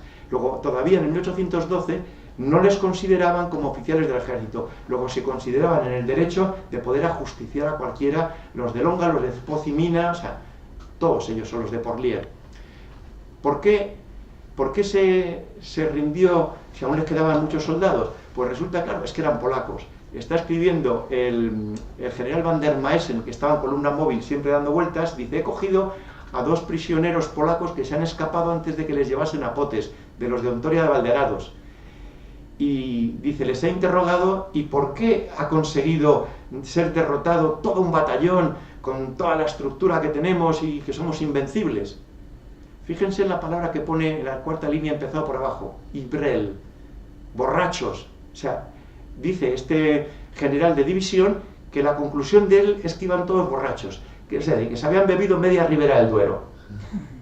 Claro, polacos, ¿cómo van a permitir que unos brigands les han desarmado, les han hecho caer en una trampa y con un solo herido grave que luego acaba falleciendo, aunque eso ellos no lo sabían, o sea, no originan ninguna baja al enemigo más que 5 heridos y caen prisioneros y todo un batallón? O sea, realmente es muy duro eso de escribirlo, pues no se dieron ninguna prisa en escribirlo. Bueno, luego hay una serie de partes como como cura Merino ya como gobernador, desde Burgos, en el que dice que ya está la guerra en 1813, al otro lado de los Pirineos, pero que va a poner serias multas y castigos a los alcaldes que no envíen grano y sobre todo vacas vivas y ovejas vivas, porque para llevarlos a Francia, para que comiese el ejército español y el británico francés, no había camiones frigoríficos. Los animales, para que comiesen carne, había que llevarlos vivos, andando. No se llevan en camiones. Para entonces, luego, les está diciendo en una requisición muy seria que va a tomar severas medidas. Otra más en la que insiste con poco tacto y está diciendo que está contra los desertores, sobre todo. Y el regimiento de húsares de Burgos no fue a Francia. El de la Arlanza sí que pasó a Francia, estuvo en el asedio de Pamplona con el general Carlos de España, dentro de lo que ya fue el cuarto ejército español. En un momento determinado, Mendizábal desaparece el séptimo ejército y le ponen bajo el mando de Castaños. Wellington está de acuerdo y lo que hacen es reducir el número de ejércitos españoles para poder facilitar la cadena de mando, tener menos generales al mando de ejércitos. Entonces Mendizábal pasa a estar a las órdenes de Castaños en el séptimo ejército. Y luego hay otra carta más que aparece, en la cual ya resulta que le quitan del mando a Castaños y ponen a Freire. Y fíjense que pone arriba que lo está escribiendo desde Oyarzun. Pues son cartas que se escriben, que luego llegan a ayuntamientos, porque algunas son para insuflar el ánimo patriótico, y que resulta que no se han guardado muchos ayuntamientos. Y tenemos una buena parte de nuestra historia durmiendo en archivos. Por eso, si alguno de ustedes está muy interesado en los archivos, siga investigando, y luego con mucha alegría cuéntenos cosas acerca de cómo completar nuestra historia con detalles como esto que tenemos en nuestra historia, pero que está durmiendo en diferentes archivos. Bueno, y buena parte de esta historia pues la tienen en un libro cuyo el libro del cura Merino en 2 tomos lo tienen aquí en el Museo de la Armería, igual que el del general Álava, otros libros que hemos publicado en la Asociación del Foro para el Estudio de la Historia Militar de España, el de los hechos del cura Merino, lo que les he reflejado, está una parte del cura Merino en el libro, pero como todo en detalle no se puede contar, aun siendo 2 tomos, porque el cura Merino también estuvo en el trienio liberal, 1820 al 23, y luego en la primera guerra carlista, que duró, quiero recordarles, 7 años. Luego hay cosas pues, que la tienen en esta revista que se llama Cuadernos del Bicentenario, que no está en este momento en la armería, pero que seguramente que unos días la tendrán y se la enviaremos. Y luego en el libro que hicimos para el bicentenario del asedio al castillo de Burgos, toda aquella información en referencia a cómo fue el cerco, que sí que lo dirigió en buena parte a Burgos, Gabriel de Mendizábal, porque él fue el responsable de que las tropas de Wellington en el asedio al castillo de Burgos pudiesen pelear en el asedio tranquilas, y solamente lo podían estar si tenían alrededor de todo lo que es Burgos una circunferencia de 50-60 kilómetros a las tropas de quién, al norte de Pancorbo para acá, Longa, por el este Merino, por el oeste la de vanguardia con Porlier. Entonces que no pudiese estar incomodándoles el ejército francés que se estaba reorganizando al otro lado del Ebro, y que fuese a pasar de Miranda de Ebro otra vez para el sur, como luego pasó, y se tuvo que replegar a finales de octubre Wellington, y aunque dicen que fue un general invicto, no. En Burgos es cierto que Di Breton, general francés, con 2000 soldados nada más, aguantó arriba en el castillo. Es cierto que no podía aguantar muchos días más de lo que aguantó, porque se quedaron sin ovejas y sin bueyes, o sea, sin carne fresca.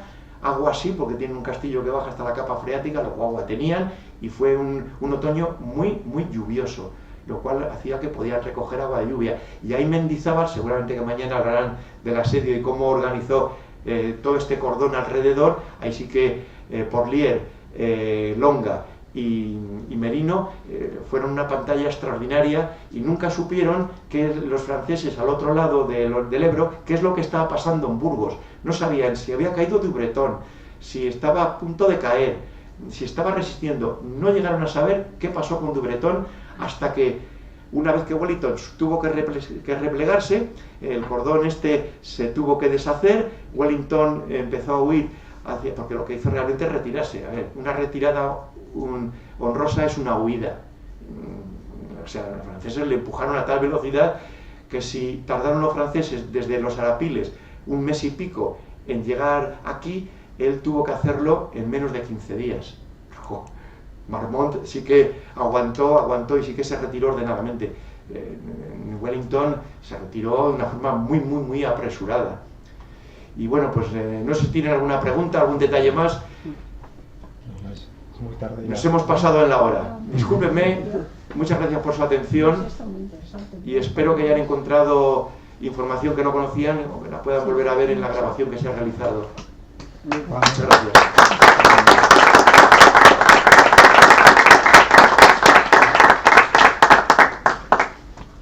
Me he olvidado de traer el reloj y de ponerle aquí.